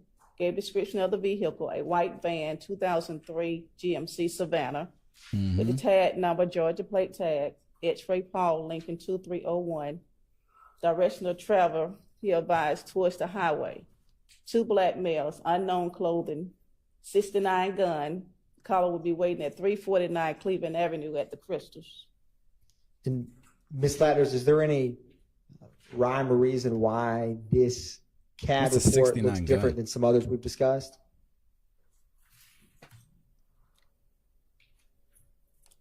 Well, it all depends who print the CAD report out. Understood. If you were printing CAD reports, which do you like, this version or the ones we've discussed? 69 gun. Sustained. Your Honor, the state is going to publish one Romeo Atkinson's been Alpha. sustained. Is that the 911 call, Ms. Lattners, that goes with this pedestrian robbery? Yes.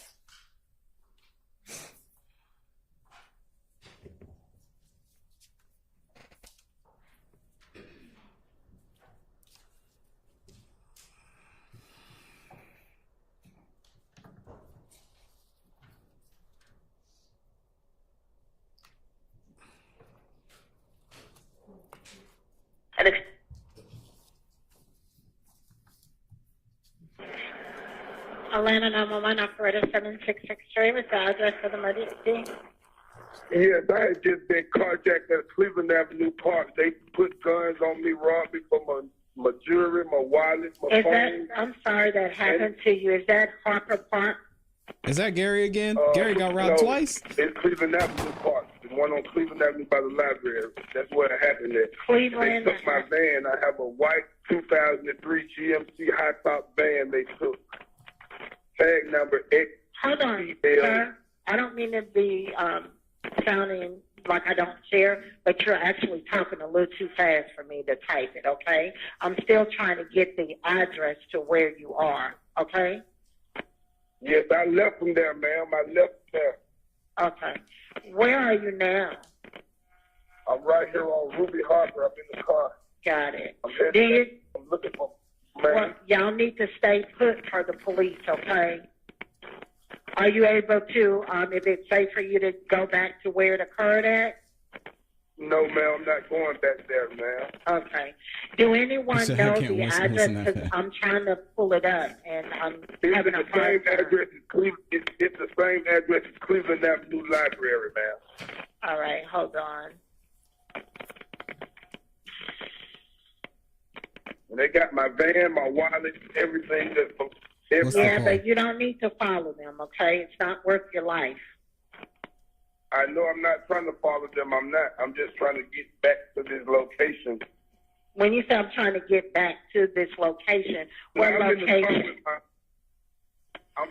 I had to go back to Forest Park to get in the car with my brother, ma'am, so I can come back on this side to call you all because it was calling Clayton County Police. Can you just put a note in that they'll be on the lookout for my van, ma'am? Okay. And you said, what's the name of the park again?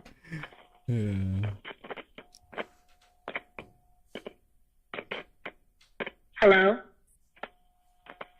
Caller, are you there?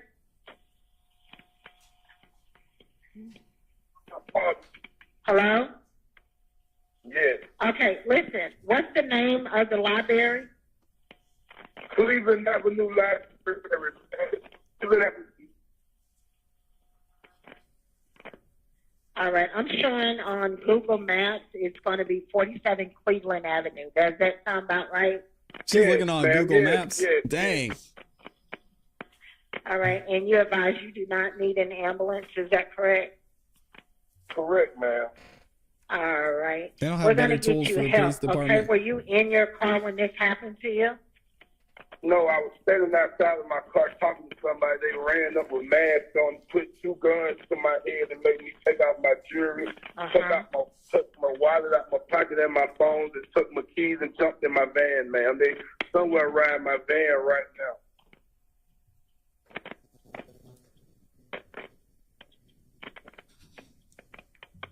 And, okay, and your vehicle's a white van?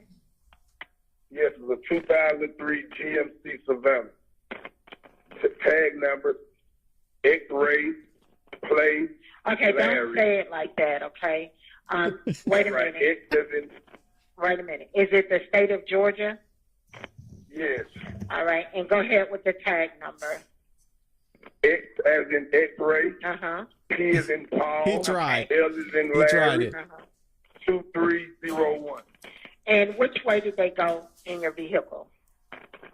They went, when they came out the park, they went to the right towards the highway. So I don't know if they went toward, No, this is live, man. Yeah, I get it. And are these people black, white, or Hispanic, the guys with the guns? Two black males. Do you recall what they... go ahead. No, I don't remember what they had on. One of them about 5'11", 5'10", 5'11". The other was probably 5'5", 5'6", at the most. Where are you right now? Are you going to be on Ruby, Harper, and Simon Street, or McCoy? Because they need to talk with you to get your report going. I'm going up Cleveland Avenue, ma'am. I'm going to the library? No, ma'am. Okay. Because this is like a lights and sirens call. They need to know where you're going to be at. You understand? Like the officer needs to come to you. You don't want to meet with an officer? Next witness will be on the stand tomorrow. Hello? Oh, Lord. Yeah, I could meet them at the Kroger parking lot right there by the Papa John's. No, I don't think you can go there because that's going to be on South Fulton, I believe. She's trying to give him directions. What's The your Burger name? King on Cleveland Avenue. What's your name? Darius Smith. Darius Smith. Smith. What's your phone number? The phone number that I'm calling from now is 678-914-7175. Okay, so I need to find out where are y'all going to meet with an officer, because now I got to Google the address to the Burger King, unless you know it.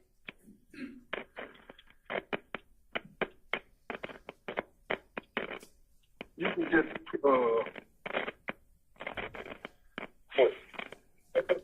yeah, the crystals on Cleveland Avenue. So you want to change it now to the Crystals on Cleveland? Yeah. Hold on, let me Google that address.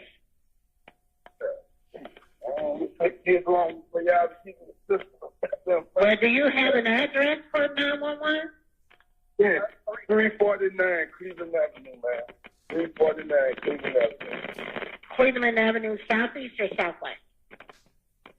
I'm not sure if it's southeast or southwest, man. It's just crystals on Cleveland Avenue. It's the police been right across the street.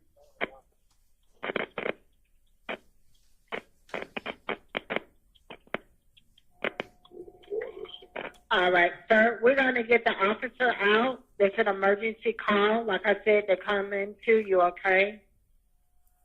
All right. All right, bye-bye.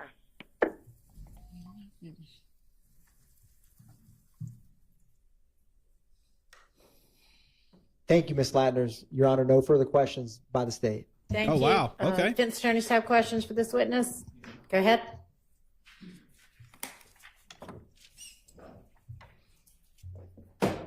I'm surprised that they have questions.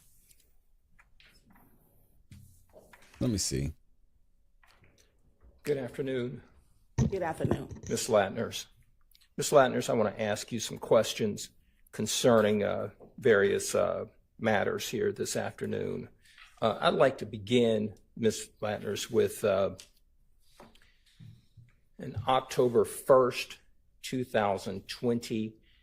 That's going to be a CAD report that's been put into evidence as 2 Papa.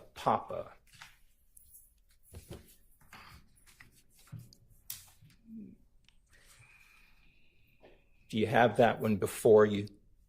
October 1, 2020?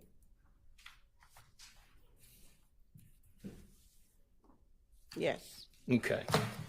Now, you've testified numerous of times in this case this year, correct? Correct.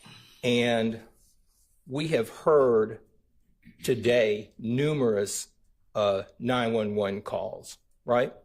Yes. We've heard numerous 911 calls throughout this trial, correct? Yes. And the callers that are calling in, they are giving information to the 911 dispatcher, right?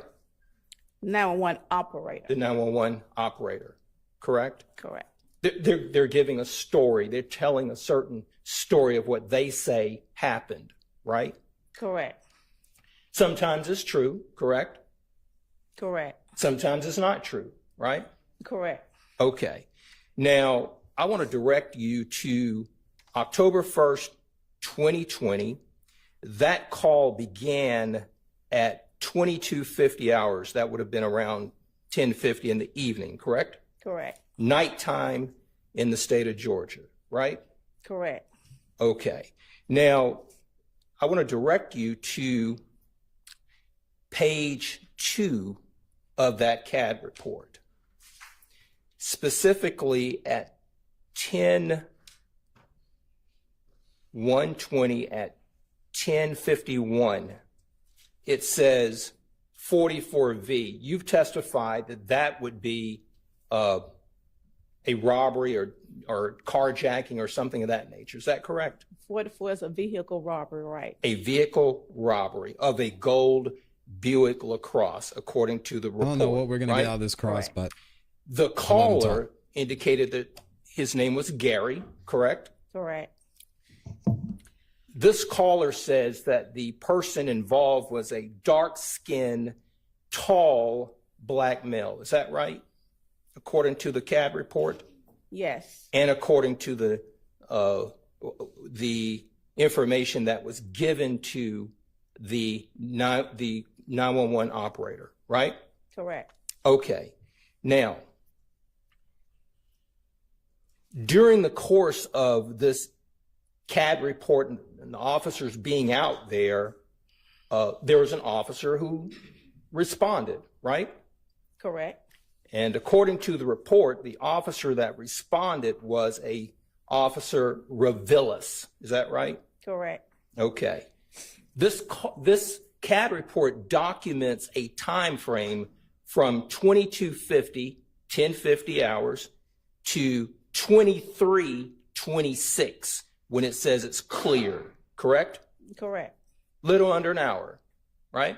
Correct. So that tells us that the officer is with the caller, Gary, during this period of time.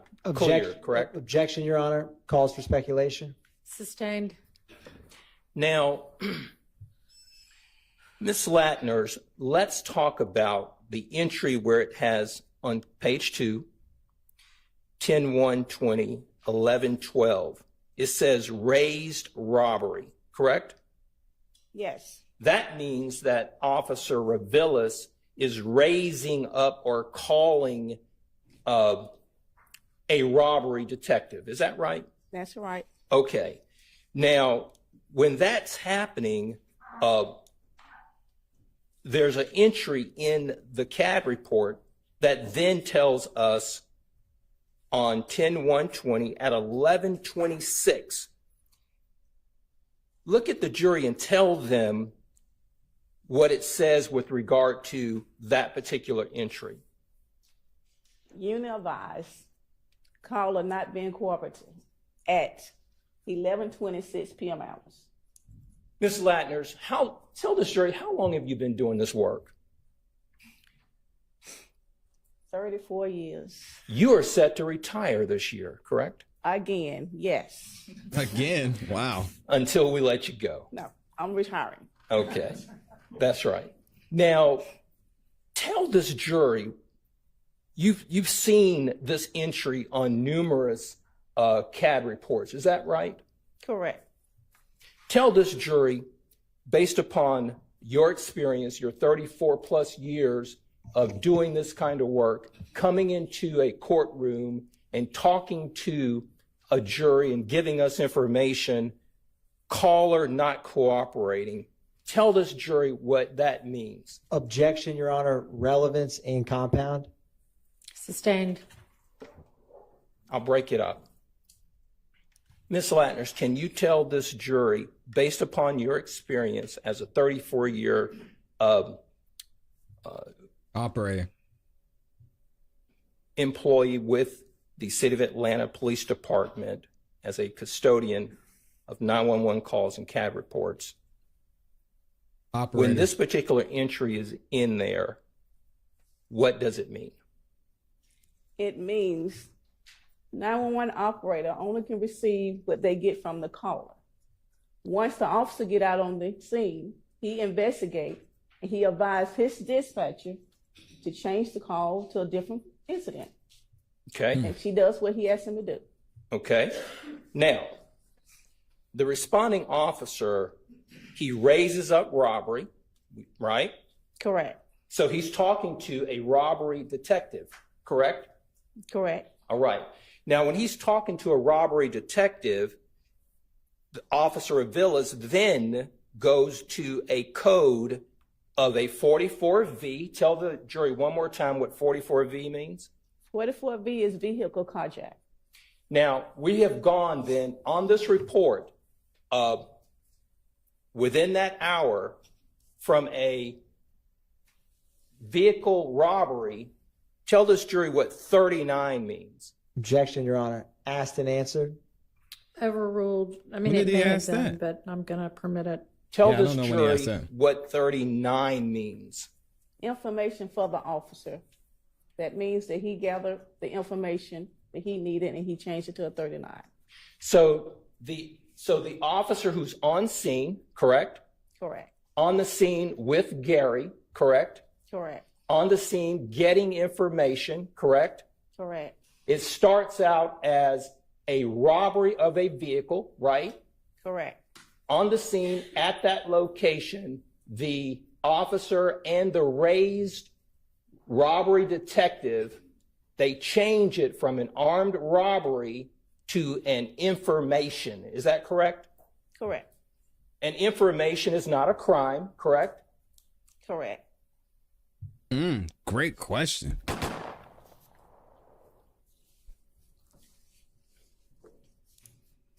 Now, that was a nice line of questioning, Mr. Matthews. We heard a call, a 911 call, associated with the same 10-120 incident, correct? Correct. We heard it for the various number of minutes that it took place. We did not hear at any time the name Delmisha Coppage, did we? No. We did not hear that she was robbed, did we? No. We did not hear that her vehicle was stolen or carjacked or robbed, did we? No. Yeah, it's excellent line of questioning.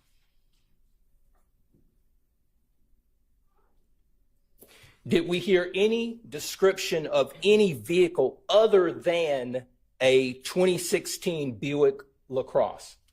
No.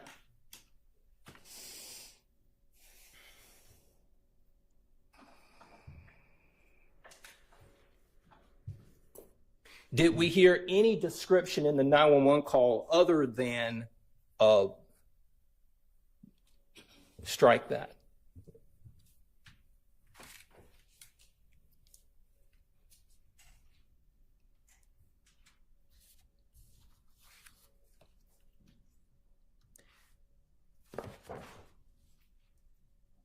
Ms. Latners, let's move to a different report. Ms. Latners, let's move to April 26, 2019. That's going to be one Oscar.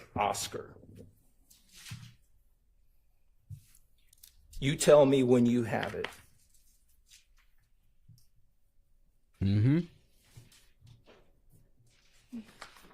Okay.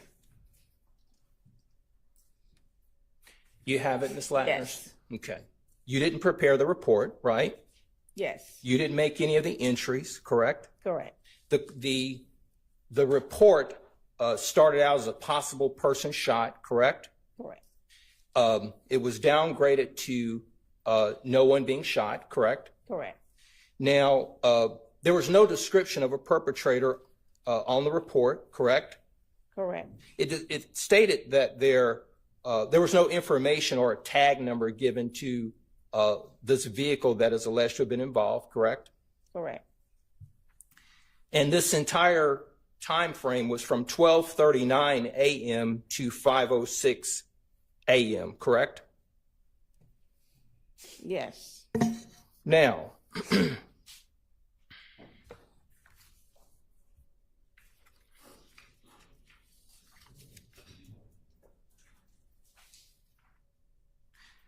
I want to direct your attention to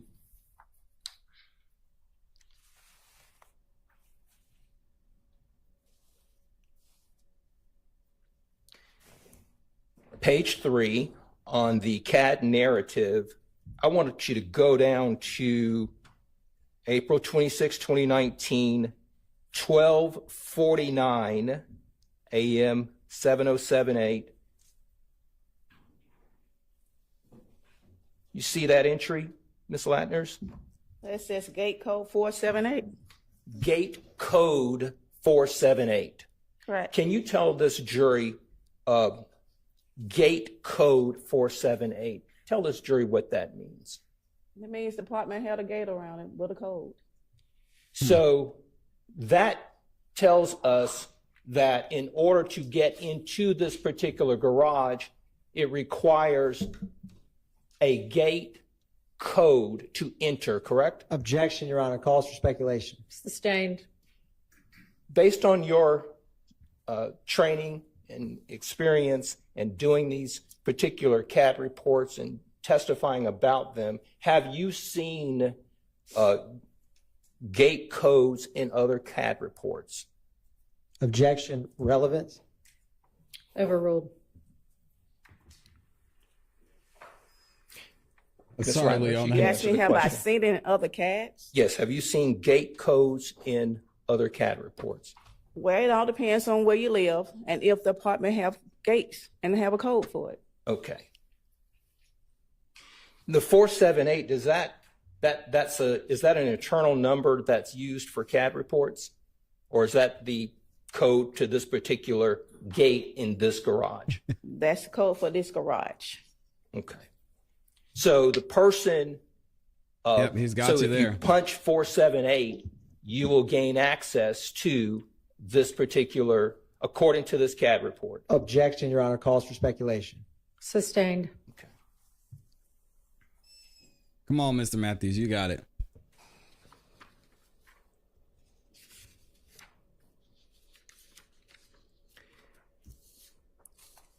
Did you see gate code in the CAD report that we talked about for the 10/1/2020 CAD report? No. Okay. And this was are you familiar with 741 Morosco Drive, Ms. Latners? No. Okay.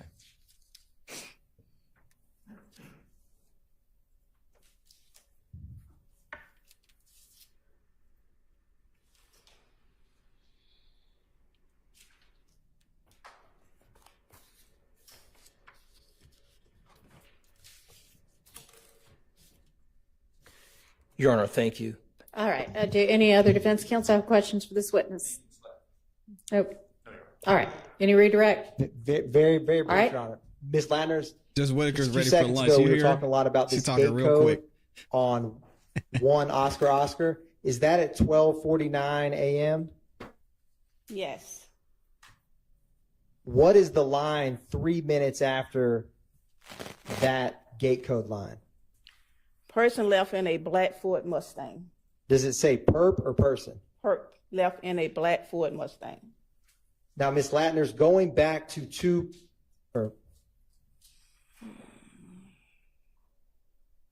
was there more than one person identified in a robbery? In the robbery? This call right here? Yes, ma'am. I don't see any. Does the caller indicate, is there anywhere in this CAD report that has any information about how someone entered a parking garage or location on that CAD report? No.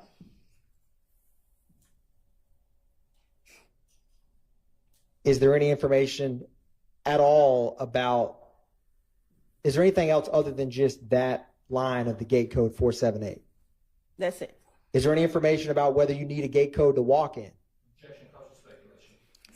Well, no. If there's any information, overruled.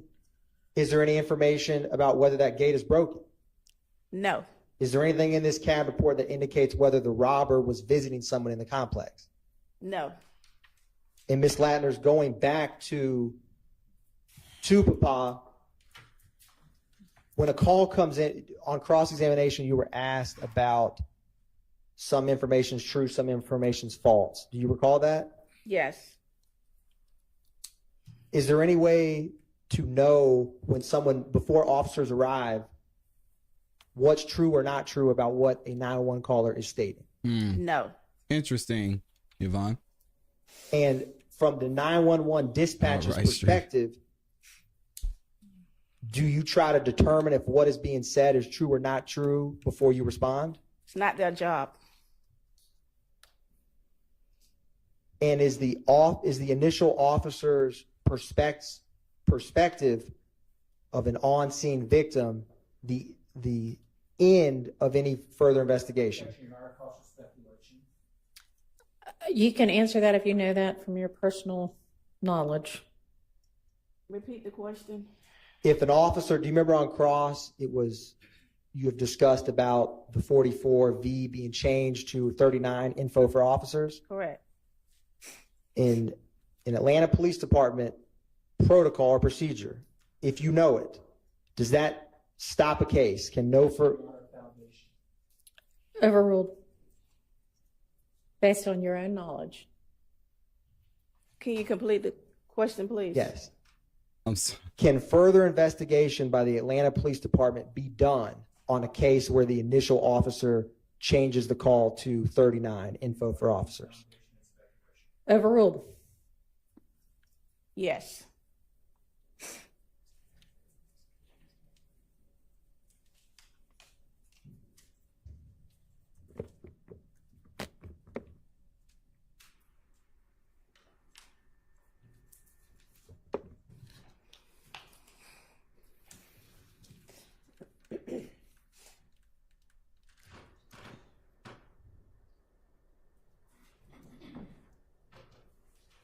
Good morning, Philippa.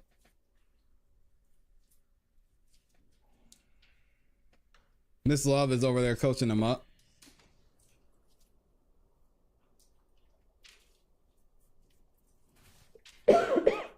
Adrian M says, who cares about all these CADs? Call is changed to a I'll read it in a 39 second. for investigation. Does that mean that the 39 for information? Your Honor's objection mischaracterizes the 39. I misspoke, Your Honor. My apologies. When a call is changed to 39 information for officers, I misspoke and said investigation, which I believe is 12. But all that aside, Your Honor, and Ms. Latner, more importantly, does the investigation stop? Does that mean the investigation is over? Objection, Your Honor, has been asked and answered. Sustained. No further questions, Your Honor. All right, any recalls? All right, thank you for your time, and you are excused. All right, man. it is time Mr. for us Atkins to was break not for happy our about that. lunch. So we will do that, and we'll plan to be back here. It's almost 1 already, so let's say 2:15. See you then. All right, we made it. All right. Shout out to everybody who's in here and made it through that one. Adrian M says, hey, ClassE, who cares about these CAD calls when they're not linked to anyone and the days all over the place like this trial? It's freaking tired, literally making me lethargic. Yeah, they have to go through a lot of this evidence just to show actually what happened. Say that, yes, this did happen. This person seemed All like right, they were Sarah, there. you're back in a little over an hour and 15. Involved in the Yes. situation, and then Young Thug was tied to it. Is it? Can we take it up after? I'm trying to get somewhere. Okay. All right. See you at 2:15. So I'm gonna read a couple super chats and then I'm gonna get y'all up out of here. I had one thing I wanted to cover about Diddy, but I don't know. Y'all have to let me know in the chat. Do y'all want to hear about what's going on with the Diddy trial? Everybody who's in here, let me know yes or no. Are you interested in what's going on with this Diddy situation? I did a video on it either yesterday or the day before, and it seems a lot of y'all were into it. So just let me know. Shout out to the super chats. We've got Sean P up in here. He said, appreciate your patience, commentary, and channel. Shout out to Sean P. CEB Gang for Life. We got Kimberly Lindsay in here. Says, I absolutely love this channel. ClassE and Amy, amazing peeps. Thank y'all for that. And Kimberly Lindsay also drops the 2 bomb. Thank you. And then we have Lamar Williams up in here. Said, I just want to shout out Amy. All right. Look at that. I'm gonna go ahead and get y'all up out of here. If you could do me one favor. 2 favors, actually. The first one is like the video on your way out. The second one is once this video ends, it's going to send you over to Cat Not Williams channel. Make sure when you go over there, as soon as you get into the video, like the video, and also make sure you let her know that I sent you guys over there. Hope y'all have a great rest of your day. We'll be back tomorrow at 9:30. Well, yeah, we might start early, either 8:30 or 9:30. We'll see what happens this afternoon. But either way, I'll let you know. Make sure you subscribe, hit the notification bell so you don't miss when we go live. Thank you to everybody who's been active in the chat. And y'all know what to do. Keep growing, keep pushing, keep it classy. We going. Peace. Thank y'all for the love.